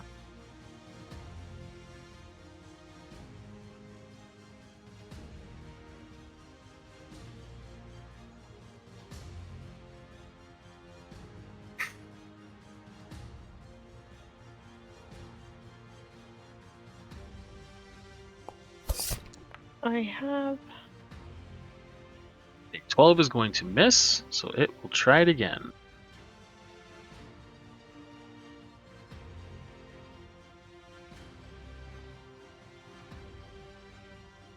Second, I have. The 20 is going to hit. Just a second.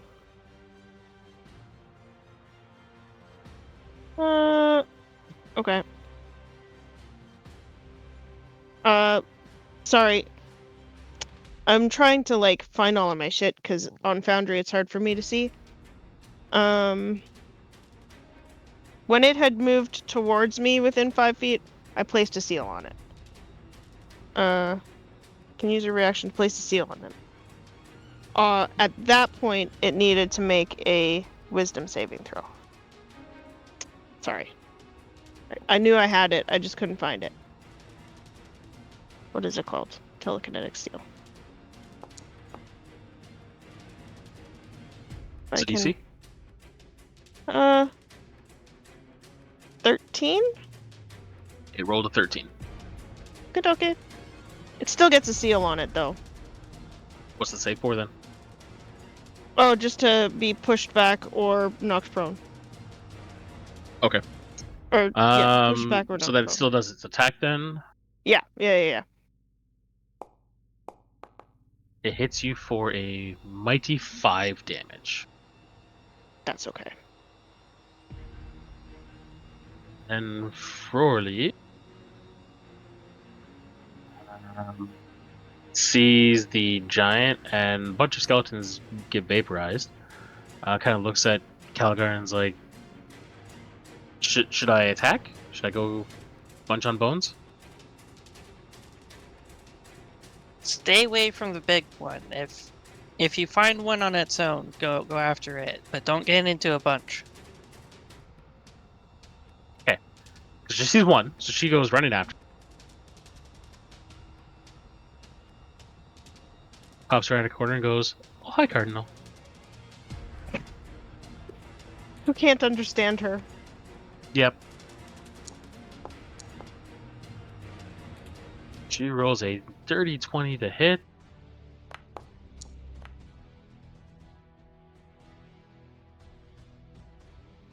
And takes 11 points of damage out of a skeleton. That skeleton, actually the one beside Cardinal, will point at Cardinal with its spear. I think that's what it has. It has a pike.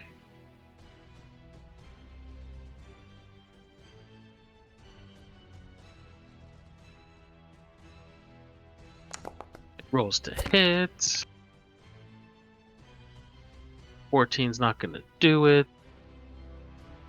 But it has 2 attacks, so it's going to try it again.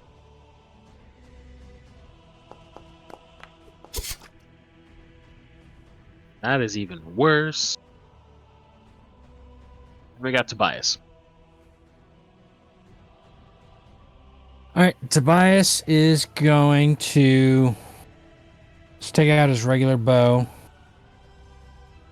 And he's going to take a shot first at the he'll look in the room. He'll see the these tomb guards be like, yeah, they are a little bit big. After Alder warns us, he's going to take his first shot at the one in the corner.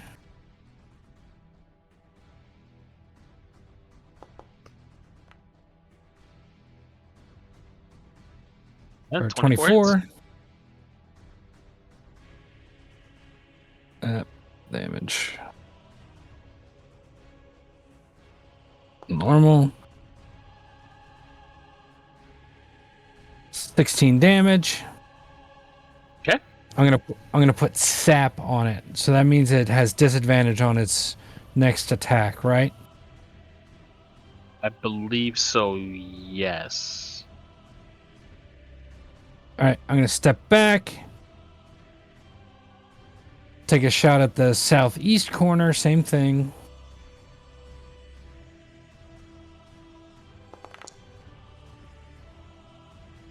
22. That hits.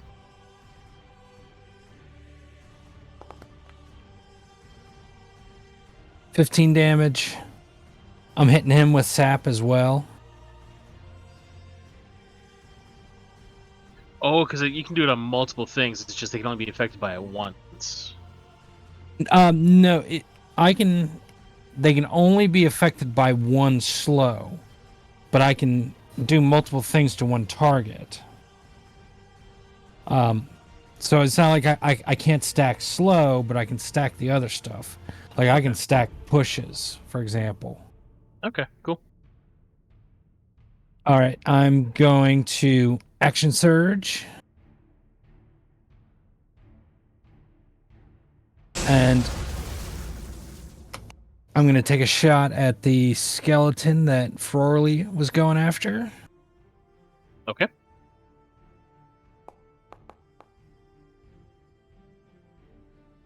$14 hits. Yeah, it does.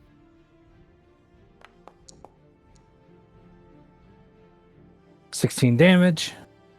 How does that skeleton bite it? Well, after I see Frorley take a bite at it at its midsection, I just snipe its head clean off the body. I assume it just drops to dust. Yeah, once the head's off, the bones just kind of like rattle to the ground, and like there's a sharp like crack as the arrow like impales the skull on the opposite wall. You just found like that perfect crack between the stone. All right, and the final shot at this skeleton commander. It says I'm blocked by a wall. I'll move right here.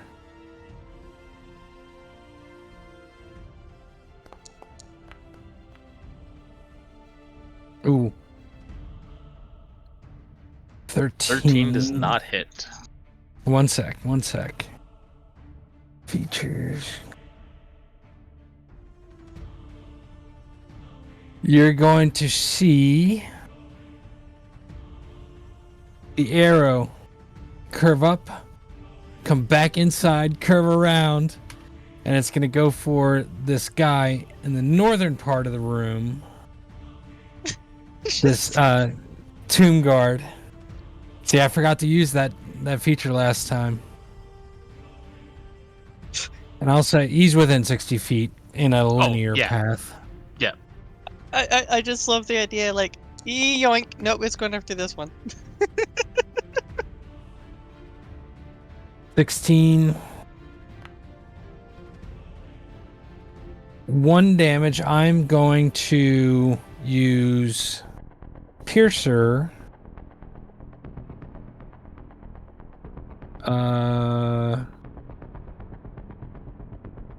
Which basically gives me a 1d8 for an extra 6 damage. And I'm going to put sap on that one as well. So all the 3 northwest, northeast, and southeast targets are all sapped. So they all have disadvantage on their attacks. First attack until the start of my next turn. I think it is. And that's my turn. And that was... that's fine right there. Donnie, what are we doing with Gormain? Since you haven't given a command to him, it's operating on its own. He like starts like stamping the ground impatient, like he wants you to get on top and go fuck straight up. So he's taking the dodge action, but he's gonna stay near the door. Right, cool. Yeah, I was gonna see if he could like, if something comes near him, he'll like hit, but dodge works too. The giant.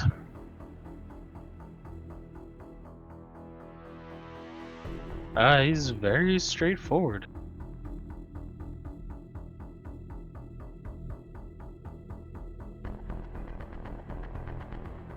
Cool.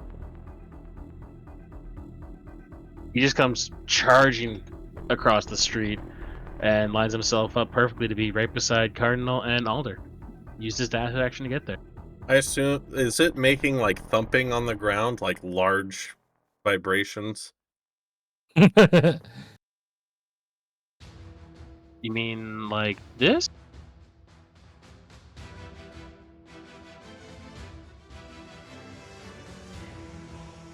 That plane?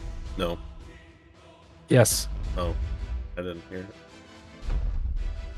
Oh yeah. Ah, I heard that. Let's try that again. Yeah. Yes. Yeah, as it's running towards you at a quicker pace than this, but like as it's coming, like those of you that are in the building, with every tremor you feel, like sand sifts out of the walls and just starts to fall down at that rhythmic pace, and you're like, oh no. Tobias looks over his shoulder and goes, whoops. All right. So Alder. That's the wrong tab. That is measure. If I move here, am I flanking? Yes. Perfect. First, the vicious sword.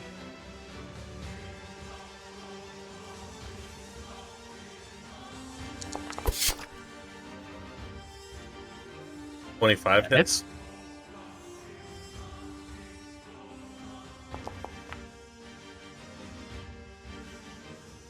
15 damage, followed up by a nick attack from the Baleful Talon. Part of the same action. This is at, well, yeah, it doesn't matter. Were you doing sneak attack? Or you're I'm waiting to do it on this one? I'm gonna see if I get it on the, if I get a nat 20 on the Baleful Talon. Okay.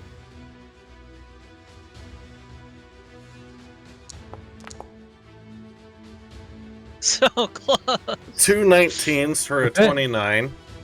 Except the 19s do that same. Yeah. So now I'm Yep, going the to 19s. add. Now I'm going to add the sneak attack on this. This gets up It's, well, it's plus what? So, do your sneak gets attack, and then the- we'll do the dagger effect afterwards. Okay. It's a DC 15 con save. Yeah, we'll worry about that after. Yeah. This would be piercing.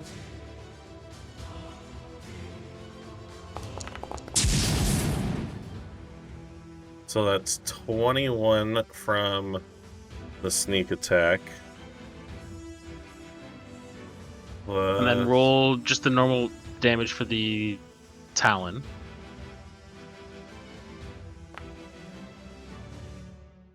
$10.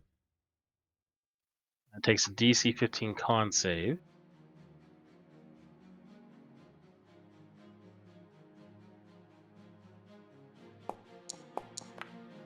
Let's see something. Oh, it doesn't matter. It passed. Yeah. but Just it- for it shits and still giggles, takes it had half advantage.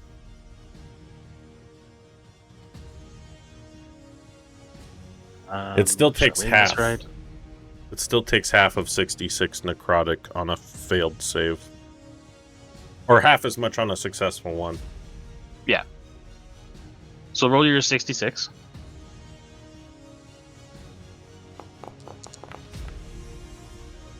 $22, so 11. It's taking 11 damage. Does it seem Now to we take find out the if I- necrotic as much as I expect? Yeah. Okay, cool. Let's see. Bonus action. Oh wait, that's the wrong thing, sorry. Cunning action. Disengage!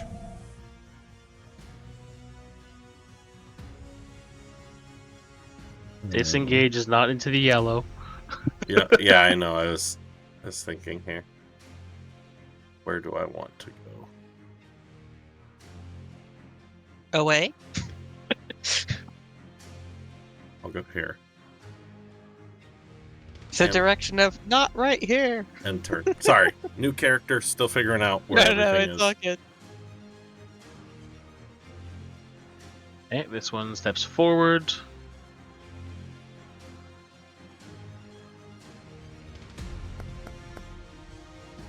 It's going after Calgar. Alrighty. Double disadvantage. What? Double disadvantage because of the sap and from your cloak. Oh, yeah. He rolls a 1. But now he is no longer sapped, Correct. but he still has disadvantage from the cloak.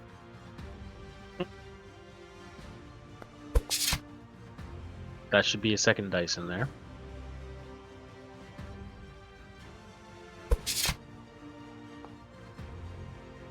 That one misses. Rolled an 11. Yeah, that won't quite do it.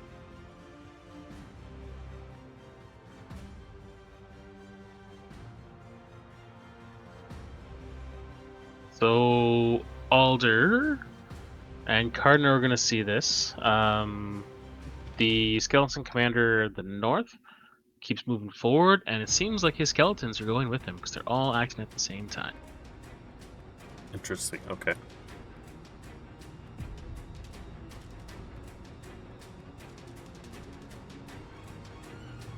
He's going to run up with a pike and poke at Cardinal.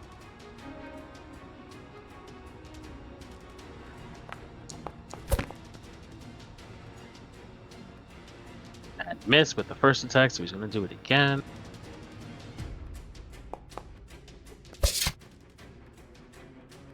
Miss with the second attack.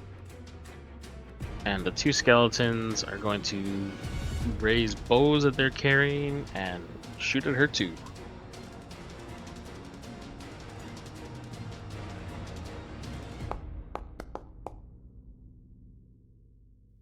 First one misses. And the second one rolls even worse.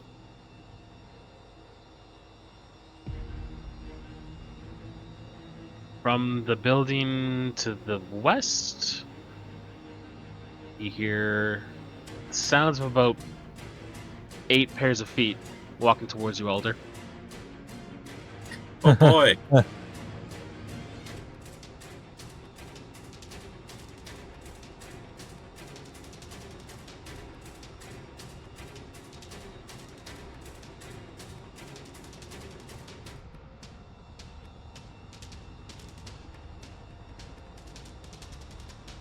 Oh fuck.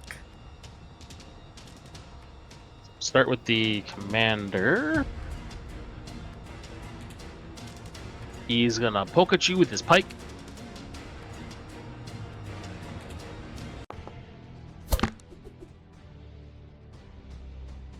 And he misses with the 16, so he's gonna try it again. Be nice if I actually hit something at some point. You hit me. Yeah, it doesn't count.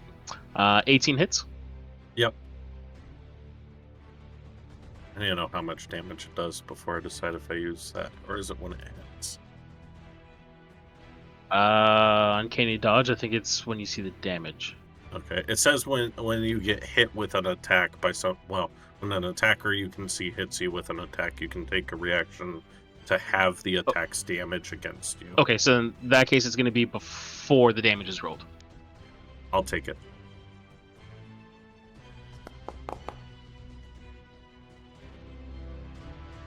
So the pike kind of clips in the arm, and you feel the metal slicing through, but then there's this pulse of energy that just kind of bites a bit deeper as you take both piercing and necrotic. Okay. And then we move on to the skeletons. 2 are going to hit you with swords.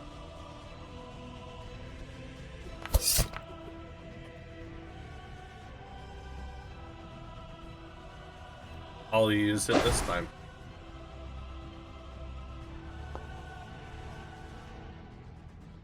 So that's 5 down to 2.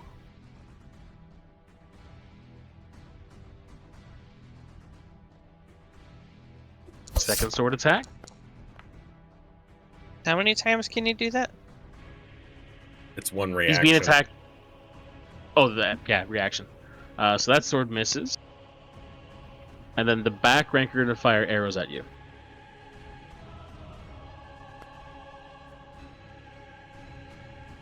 That's one miss.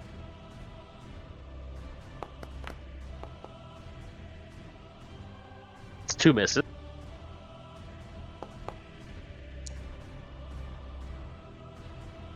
Three misses. We're doing it, guys. But the fourth one does find purchase. I shouldn't have said anything. For a mighty 6 damage. Othira. Yeah.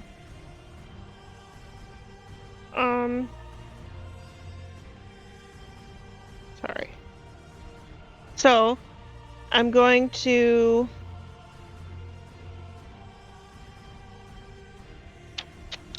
I'm going to use my bonus action to place a seal on the one that I've already placed a seal on. Which is the one in the south. And then I'm going to attempt to hit him with my great axe.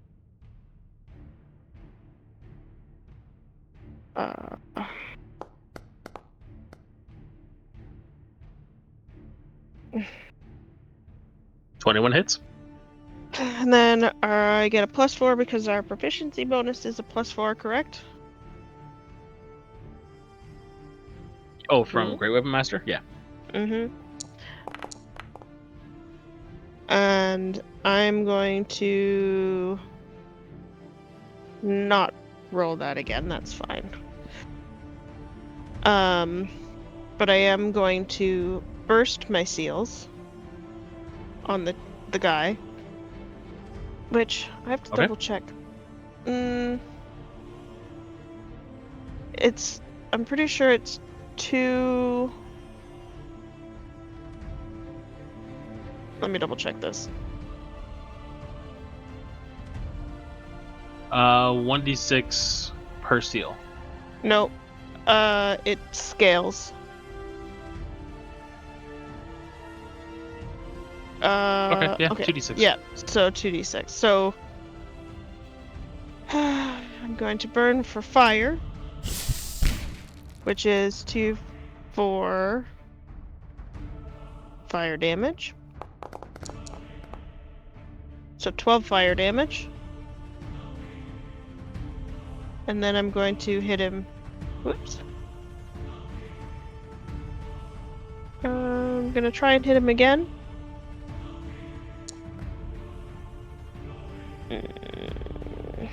12 is going to miss. Barely. Is going to miss. Barely misses.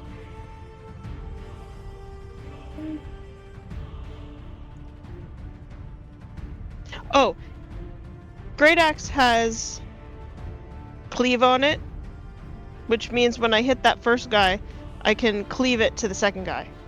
And if I hit the second guy, then he takes the same damage without... Is cleave within 5 feet of you or 5 feet of them? Let me double check. If you hit a creature, you can make a melee attack roll with a weapon on a second creature within 5... Oh no, within 5 for 3 to the first one. Never mind. I was trying. It's fine. I know. More that I'm trying to know what the hell I'm doing, because... Galgar? Yeah. Wait for this Tomb Guard, so go ahead and get your attack of opportunity.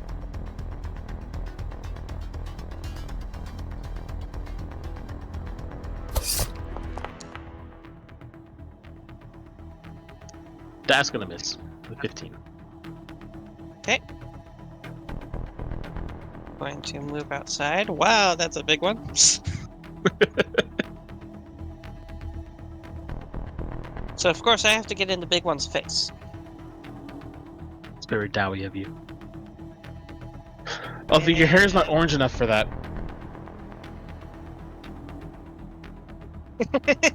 I don't have a mohawk. I need to get one. Behold, the Warhawk. Alright, so as I get in front of the big one's face, I'm gonna see this big clump over to my left, and I have to take it.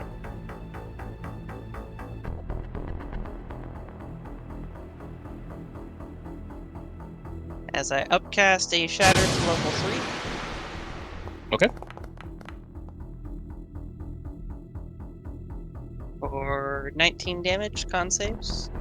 It's a con save. I think it's 18.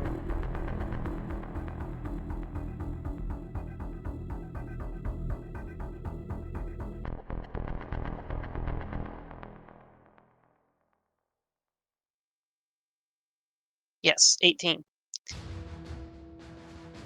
Okay. Oh, wait, 6 this of is an them artificer. just burst, and bones go flying everywhere. And it's a artificer spell. I need to add a D8. +1. Because For I extra one? have... Yeah, extra 1. Because of a feature... What's it called? Tobias. Artificer thing does the thing. Yeah, the arcane firearm. Sorry. Yeah. Okay. Carving it onto my weapon or that I use. It adds an extra D8 onto artificer damage spells. Okay. And I think bringing in a cannon I get to do it for free, but it's still an action. So I think that's it for this moment. I don't think I have anything else to do with a bonus action. Double check. No. Okay, that's it for my turn. Okay. Not quite as flashy as Cardinal over there, taking out 11, but I helped out with a group. Tomb Guard walks over to Aethera, starts I'm swinging. gonna place a seal. Okay. And it needs to make a wisdom saving throw.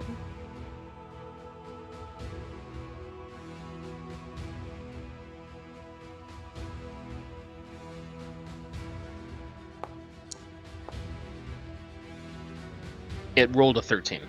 Got a 17. Okay. That's fine. And second attack.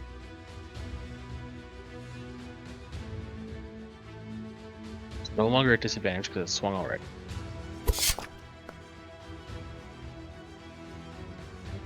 $19 does not do it. No, it does not.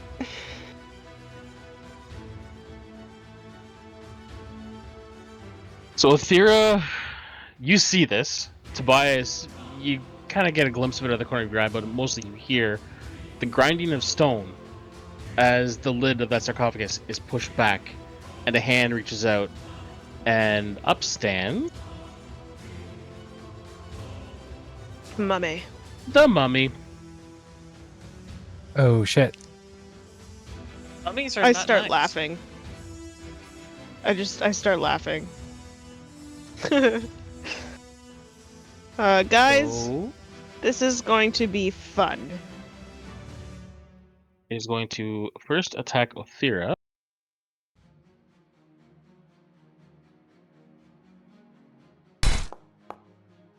Pissed. Miss. Second attack. Ooh, that one's a crit. Do believe I'm in range. Um, I'd like to use my reaction for a silvery barb. You would. Can you see it? Yeah, Just you're to around be- the corner. Just to be the DM's advocate. Okay. According to the Foundry map, I can see it, and I Yeah? still have a light, but I'll let it as choose. Roll a perception for me, because you're looking through, like, if you can see it, it's a sliver. You're looking through, you're threading the needle through them, plus, Okay. yeah, with the it's 5, a you're not 5. doing it. Okay. I tried. So Aethera gets Oh! hit for 49, but you take 32. Why was it 32? I'm resistant to necrotic damage. That's it. Okay. That's still chunky.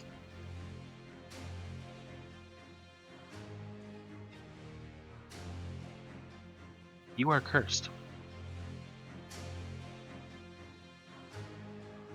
And it's... Do I not get a saving throw for any of that No. shit? These are the 2024 rules. A lot of stuff is just... It happens. Well, shit. Players got better. So did monsters. And it's going to dreadfully gaze at Tobias. So I need a saving throw.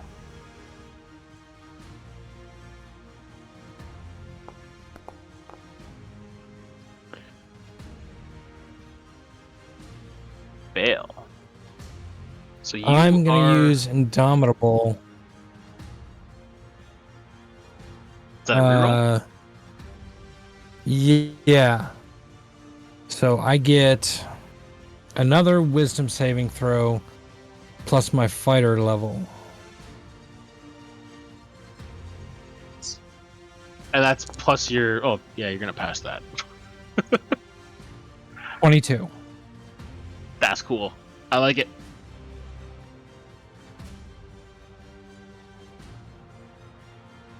And the last guard...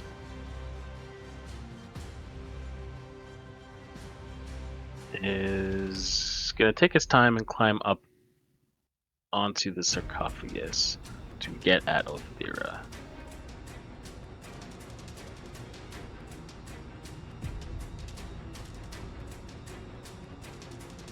This one's at disadvantage because he's sapped.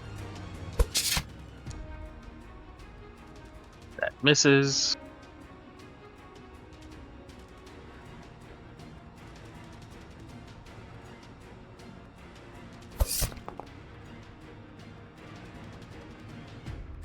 A 20 hits. I think I've used my reaction.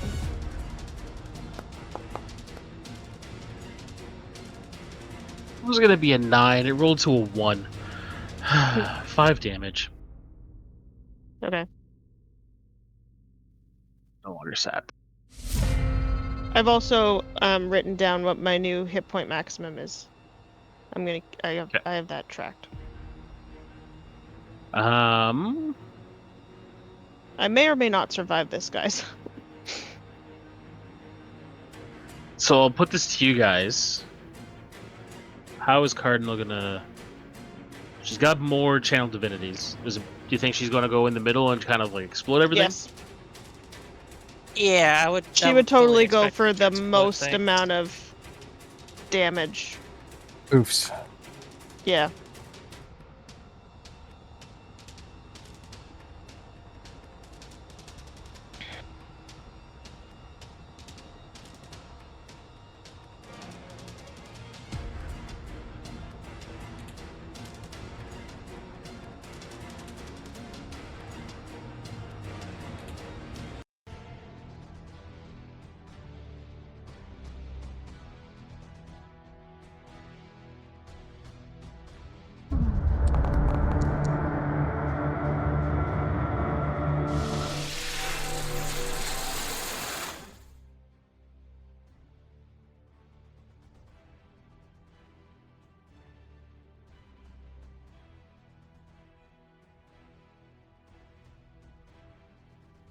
Okay, so the little skeletons all explode.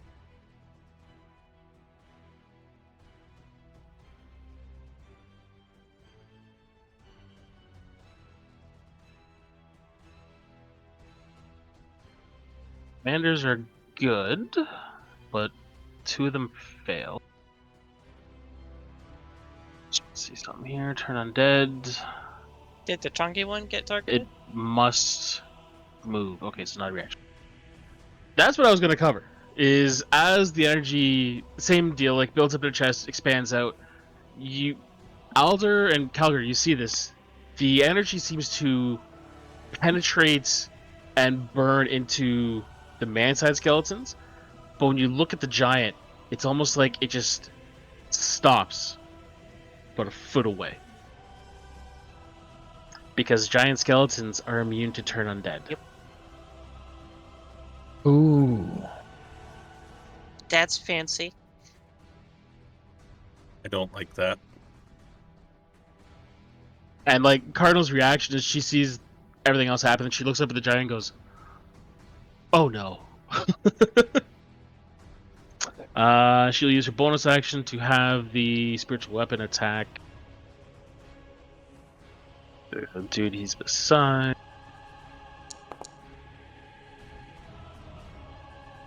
It's gonna hit.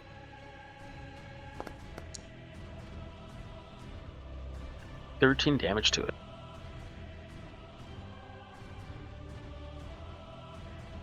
And turn undead does, once they're hit, they lose that.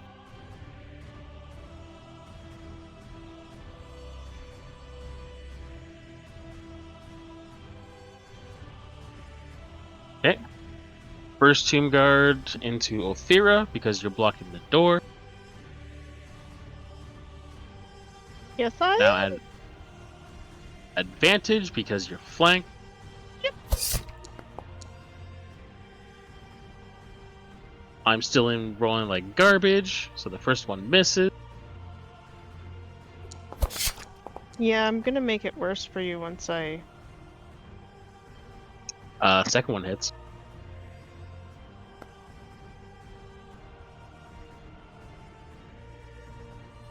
For 11 damage.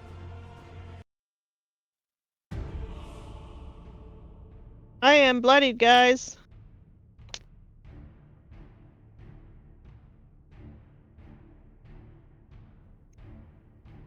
Really kind of gets like this anger build up in her, and it's almost like an instinctual reaction. She just opens her mouth and flame spews out.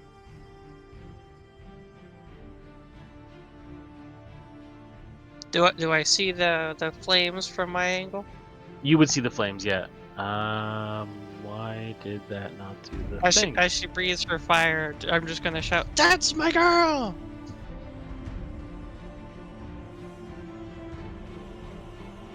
Lose Amber again? Yeah.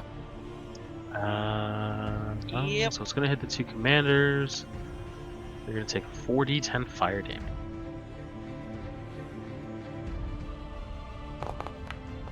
What if you want to put in like the text or whatever that we lost her?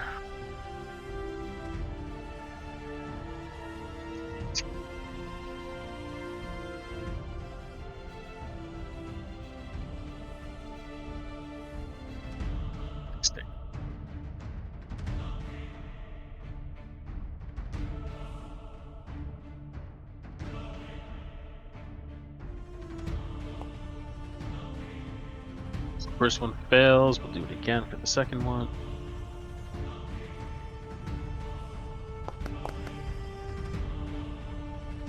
He passes.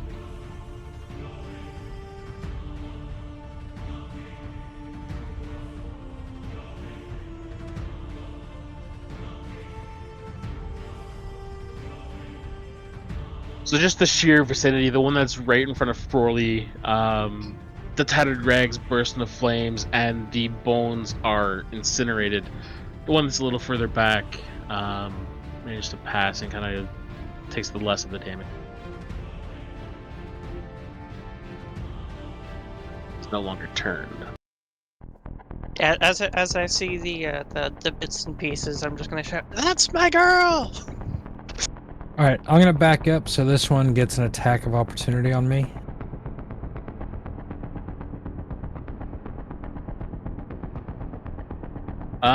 No, because Calgar backed away. He already took an attack of opportunity. Attack of opportunity. Okay, that works for me then. But the one below you, actually. What? behind He's the around the wall. corner. Yeah, I can't even see him. Okay. The angle it was at, Alright. it kind of saw you there, but yeah, that's fine. All right, I'm gonna take out my oath bow, and I'm gonna say into the bow, "Lord Cain demands murder," and I'm going after the mummy. So you're getting advantage on that attack. As you raise your bow, one of the tomb guard, like those two tomb guard right beside it, both raise their shields and interlock in front of the mummy, giving you disadvantage, so you're back to a straight shot.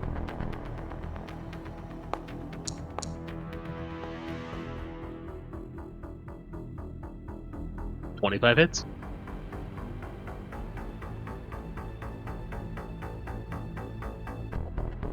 That makes sense.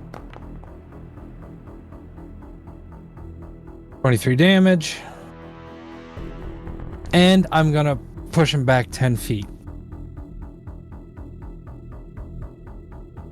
And I'm going to yell out, Othera's in trouble.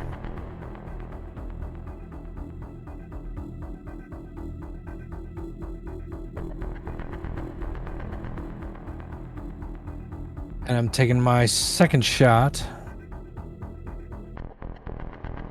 Well, I'm gonna put on enfeebling arrow for that first one.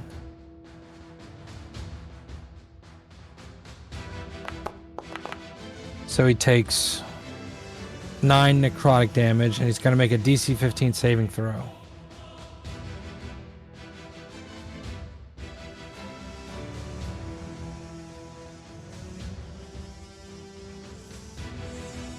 Fails to save.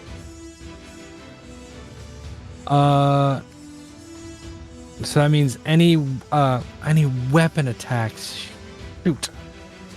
Any weapon attacks is halved until the start of my next turn. Shoot. All right, I'm taking my second shot. Just want to say the angle you pushed him back at, now you're kind of getting blocked by the group there and the wall. You don't have disadvantage because they're not close enough to impose that anymore, but cover, just put a -2. So I have advantage -2. Yeah.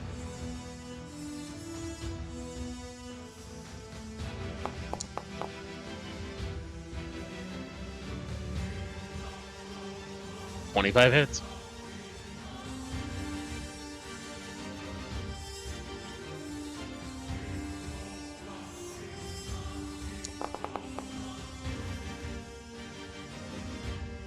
Nice roll.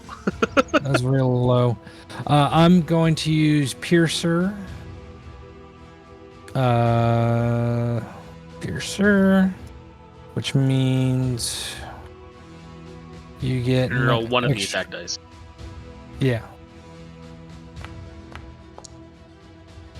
So that's an extra 5 damage. Okay. And then I'm going to put sap on him. Okay. And that is my turn. I don't have any bonus actions. Or nothing to do right now. So yeah, that's my turn. Dodge. Yep. I'm just trying to put something on the mummy here.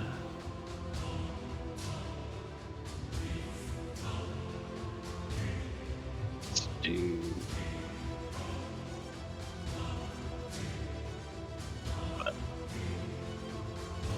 Yep. Nightmare dodges. Giant.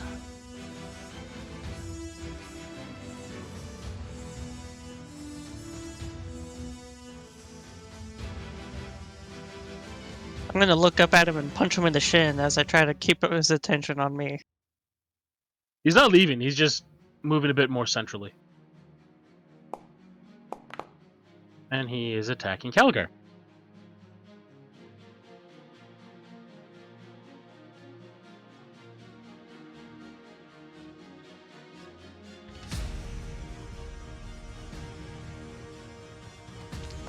First attack. 20.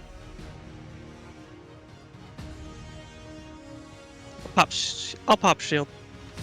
Yeah, I thought you might.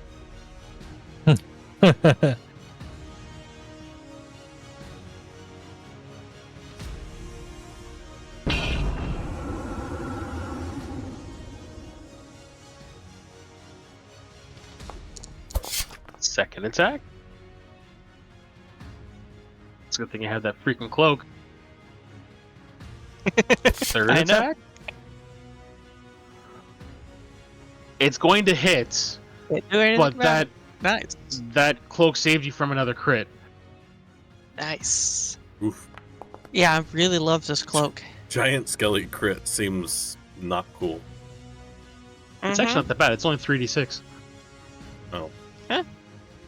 Yeah, no, you just don't want to be by the mummy. Yeah, the mummy hit like a truck. Yeah. Alter. No, but good it was me though, and not someone else, because I had the resistance to necrotic. Okay. Yeah, I would have been at 2 HP if I got crit by that mummy. I will say that you're looking at the arms, you're kind of figuring that you're in reach of him. Of this guy? Of the big guy, yeah. Yeah, I'm not worried about that.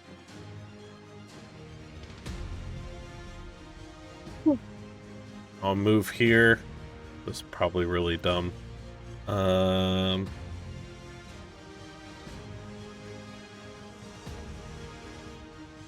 think about how this works.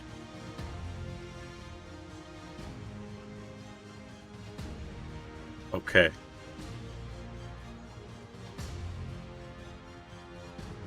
I'm going to... Oh, I'd have to put a weapon away to do that.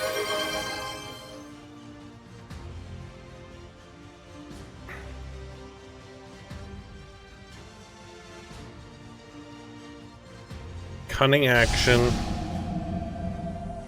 Disengage.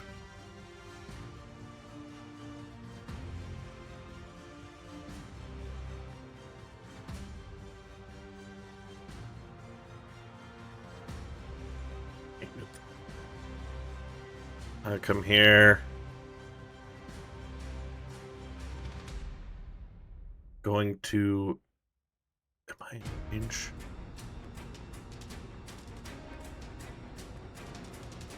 No, I'm not. Okay, shoot. I'm going to stow the short sword, the vicious short sword. I'm going to throw one of my psychic blades at this one.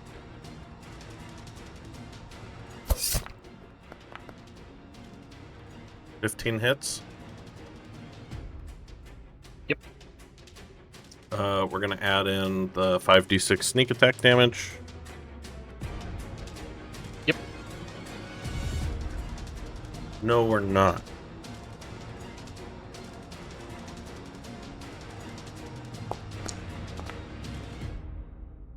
We're going to throw the Baleful Talon, which would normally be at disadvantage, but because of the Vex property on the short sword, it's a regular attack.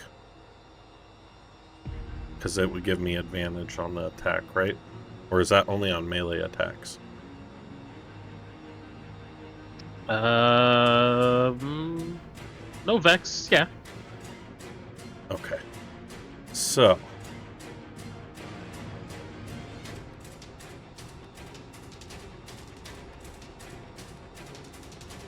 And remind me, were you going with the dagger, the Baleful Talon is one of the psychic blades for you?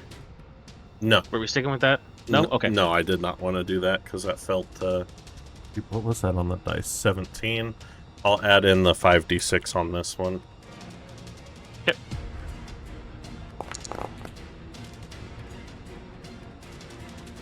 For 29 damage. And that's my He's turn. not bleeding, but his armor's looking a little more ragged. Gotcha.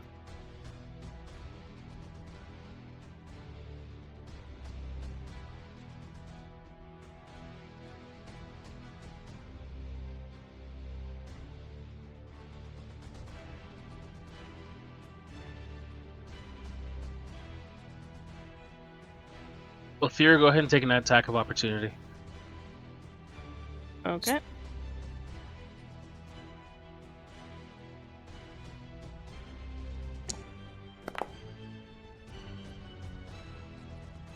Well, I mean, they're not hard to hit. I know. But it's me we're talking about. But Tobias shot his mummy, and he's not happy.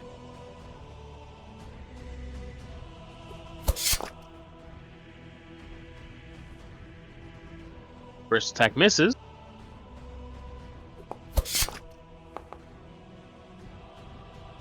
Second one hits. Mighty 9 damage.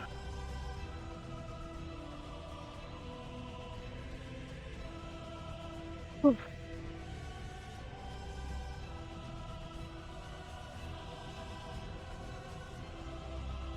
This commander is gonna rock up to Cardinal and poke her with a pike.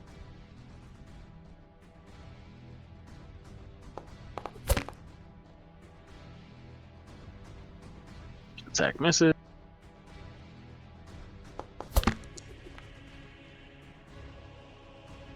Second one hits.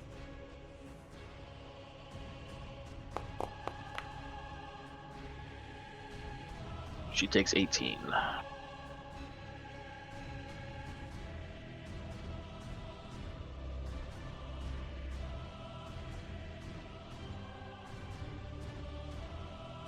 It goes forward, and he's going for Alder. Ah! Oh, there we go. First attack misses.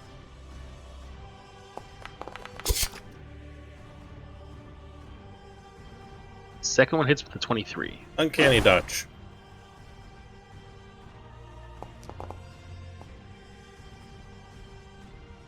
So you get 8 back. You want me to apply that? Yeah, just do it yourself. I asked before I do it. Otira? Okay. So this one here has one of my seals on it. Before Yes. that, I'm going to use my bonus action to use my Shadow Shroud, which is going to boost my AC, which I don't think it did it automatically. Sorry, I just put a -1 or -2 on the No, attacks. no. Should be able to like adjust it. Oh, yeah, hit the ranks in the top left corner and then click on your armor class. Yeah.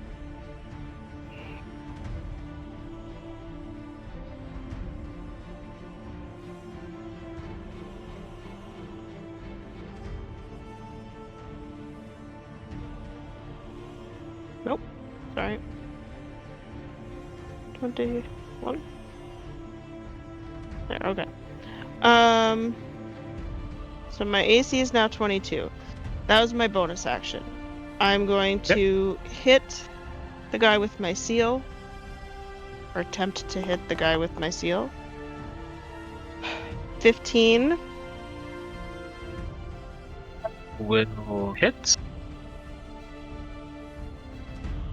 Plus 4 damage.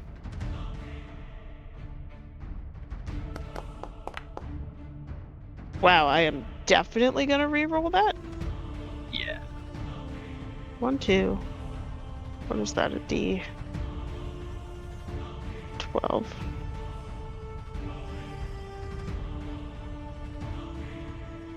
Nine.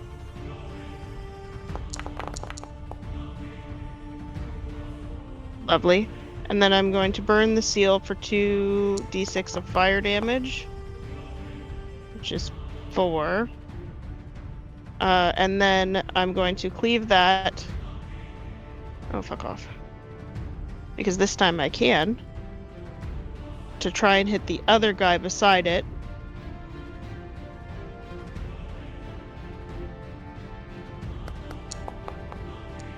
Which I hit. Yep. So then that does. How does cleave work? I make a melee attack. Just don't add your strength, so -5. Okay. 5. Normal. Ooh, 23 points Fuck. damage to him. Nice. So that was. Oh, look at that. He's bloodied. So, actually, yeah, he's bloodied. So I'm going to hit him again.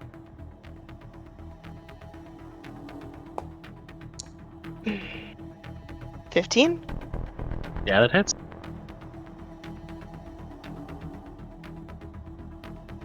Plus. Oh, the other guy, because the Great Weapon Master. So the guy I'm hitting now would have gotten +4 for the Great Weapon Master. So I'm gonna add that onto this one, so you don't have to calculate it. So you're gonna do the +8. Yeah. Okay. Because the Great Weapon Master still would apply. So. How does he die? Well, so. Because this one still cleaves. So. I hit the guy to the southeast. You can make the extra attack only once per turn. Okay, never mind. That's fine. So I hit the one to the southeast, and then as I come through, I slash through the center of it, and then on and then I come back around and straight back down on the middle, and slam through.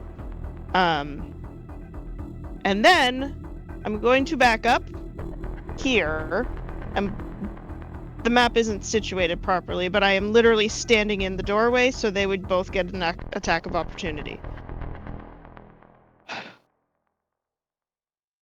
But the idea is they can't come through the door, because I'm blocking the door. Do you need me to move back? I can move back. Yeah, just come back. Sorry. I probably should have not moved. Only the one that gets an attack, because the other one's already used his reaction. Oh, there you go.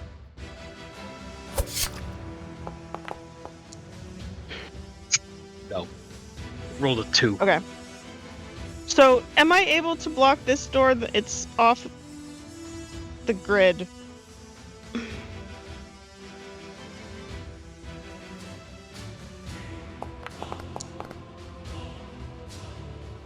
Sure. Awesome. That was bonus action, end turn. That was a pretty productive turn. Finally. Galgar? Well, seeing as Othera disappeared into the room, I'll focus my attention on these guys out here. Dude, I'm really injured. Yeah, but I can't see you, and I don't. Oh no, I think moved you the moved wrong like way. I did. Never mind. I mean, you went into the room, right? No, No, I backed up. she's just standing in the Okay. doorway. Oh, okay. I just can't see you from my angle then. Oh, look at that. I'm flanking that guy for you, Tobias. Not that you want to be in melee. Go ahead. Go for your attacks of opportunity. No, dude, you don't actually have to come and get me. It's fine. Yeah, but if you go down, then everybody else is squishy. This is true. And you get your cloak back now, don't you? Yep. Son of a bitch. Why'd I give you that? Sorry, I forgot. I should have had 10 temp HP. So rather than... Just give yourself 10 hit points back. Yeah. I keep forgetting to top it off. That one missed.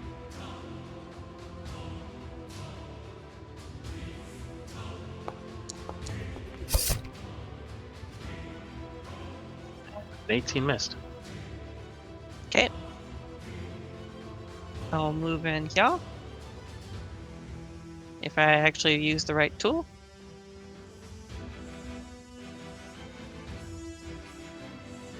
So I'll rush over. I'll see if they're not looking so hot, like a big old gouge. And I will pump a... I don't know how hurt you are, so I'm just going to do a 3rd level.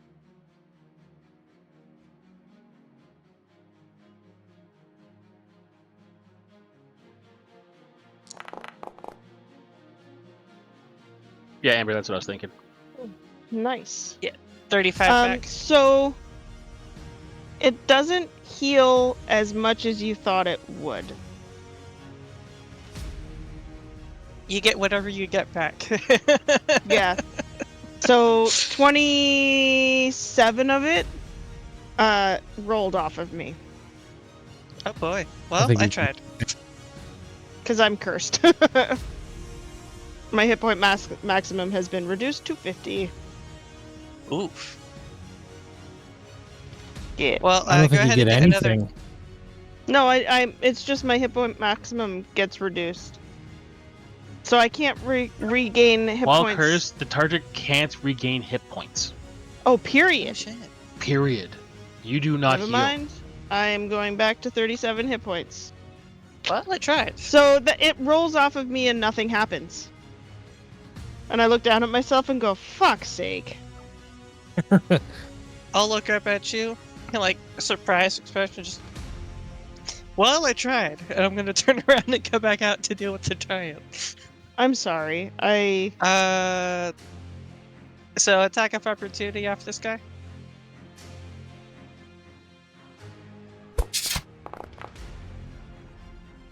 Nope, that missed. Go. I totally wasted your Go turn. back to where I I'm started. sorry. Has anybody done a Tell counter her- on how many times I've said that? Not 'Cause- tonight. I don't think anybody. Tonight has been I bad. I have alcohol, Pretty sure- but if I was doing that, I would be like, no. I was gonna say, Mama I'm pretty Mary sure was like, Mama yeah, Mary don't took this play as a alcohol drinking game, poisoning. and Yeah. we might have killed her. Yeah. It doesn't have to be alcohol. Well, that burned my action, so And I want to say Okay, it then. again. I burned their reaction attacks. That's what I did this turn. That's actually not a bad thing. Yeah, so you guys can move away from those three, but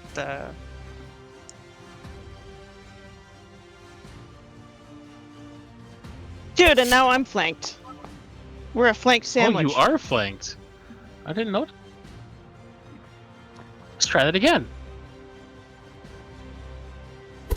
No, I'm not. I'm not. That one It's hits at a fine. 23. I am.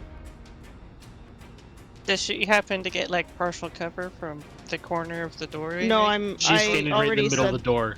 Yeah, She's I'm being standing in the middle of a the door. Goliath roadblock. Yeah. Okay. Just give me 1 second. I know I have reactions. I just need to see what they are. Reactions. Do I know? Does necrotic damage do anything to like? Are they resistant? Would I know that?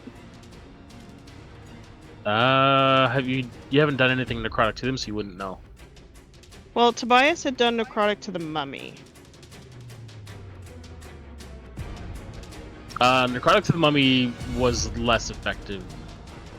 Okay, so I'm going to use my reaction to. Oh, what is it called? Punishment. Invoke hell. Punishment. Nah. Where did it go? So, creature, if he can make a wisdom saving throw, DC 13 On the one that attacked you? on the one that on the one that hit me. Oh, I need 6 points of damage. It fails. Okay, so then he takes that 6 points of damage. Necrotic.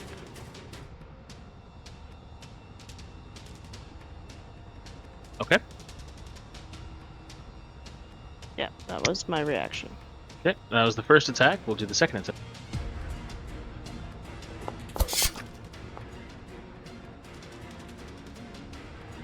It's a good thing you went up to 22. Mm-mm. Was it a 21? It was a 20. It was a 20. There you go. Oh, and he moved away. It's the mummy's turn. Fuck, I hate the mummy. And he's flanking. And he's flanking.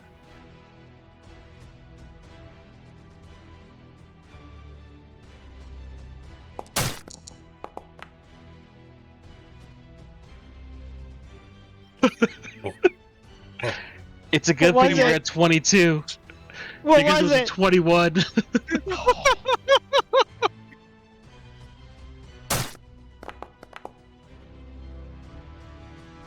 That one's an 18.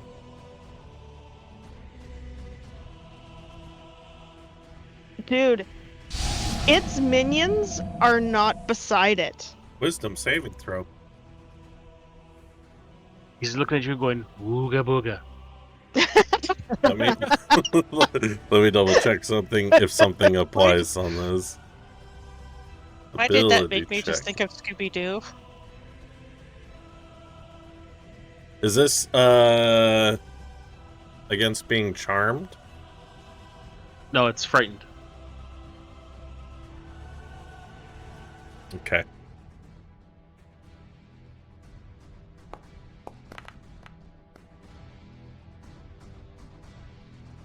Failed. Yeah, you're afraid until the mummy's next turn. Okay.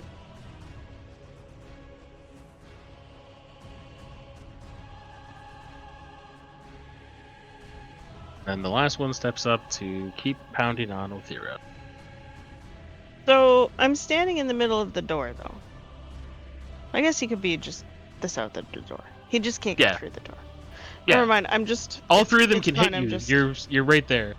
Yeah. No, my brain is just a little slow. But the angle he's at, he's not going to get the flanking bonus. That's good. Still hits with a 25. The fuck, man? You want to be a tank. You're being a tank. I know. No, I'm doing my job. I'm doing good. Take 8 damage from that. I just might die doing Jesus good. That's Christ. Hits you again. 25.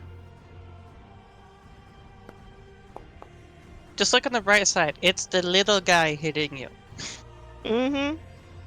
Oh yeah, I'm down to 10 HP, by the way. Yep. No, that's on a scale of 1 to 50. You look like a 10. No, that's on a scale of 1 to 87. I look like a 10. Okay, so because we're after midnight, we're going to finish this off next time. Yeah, this fight's looking a little rougher than I thought it was going to be. Is That this crit. rougher? It was that crit that Is did that it. crit? Yeah, it was yeah. the crit. Yeah. Yeah. But again, thank God it was me and not somebody else. Yep. Mm-hmm.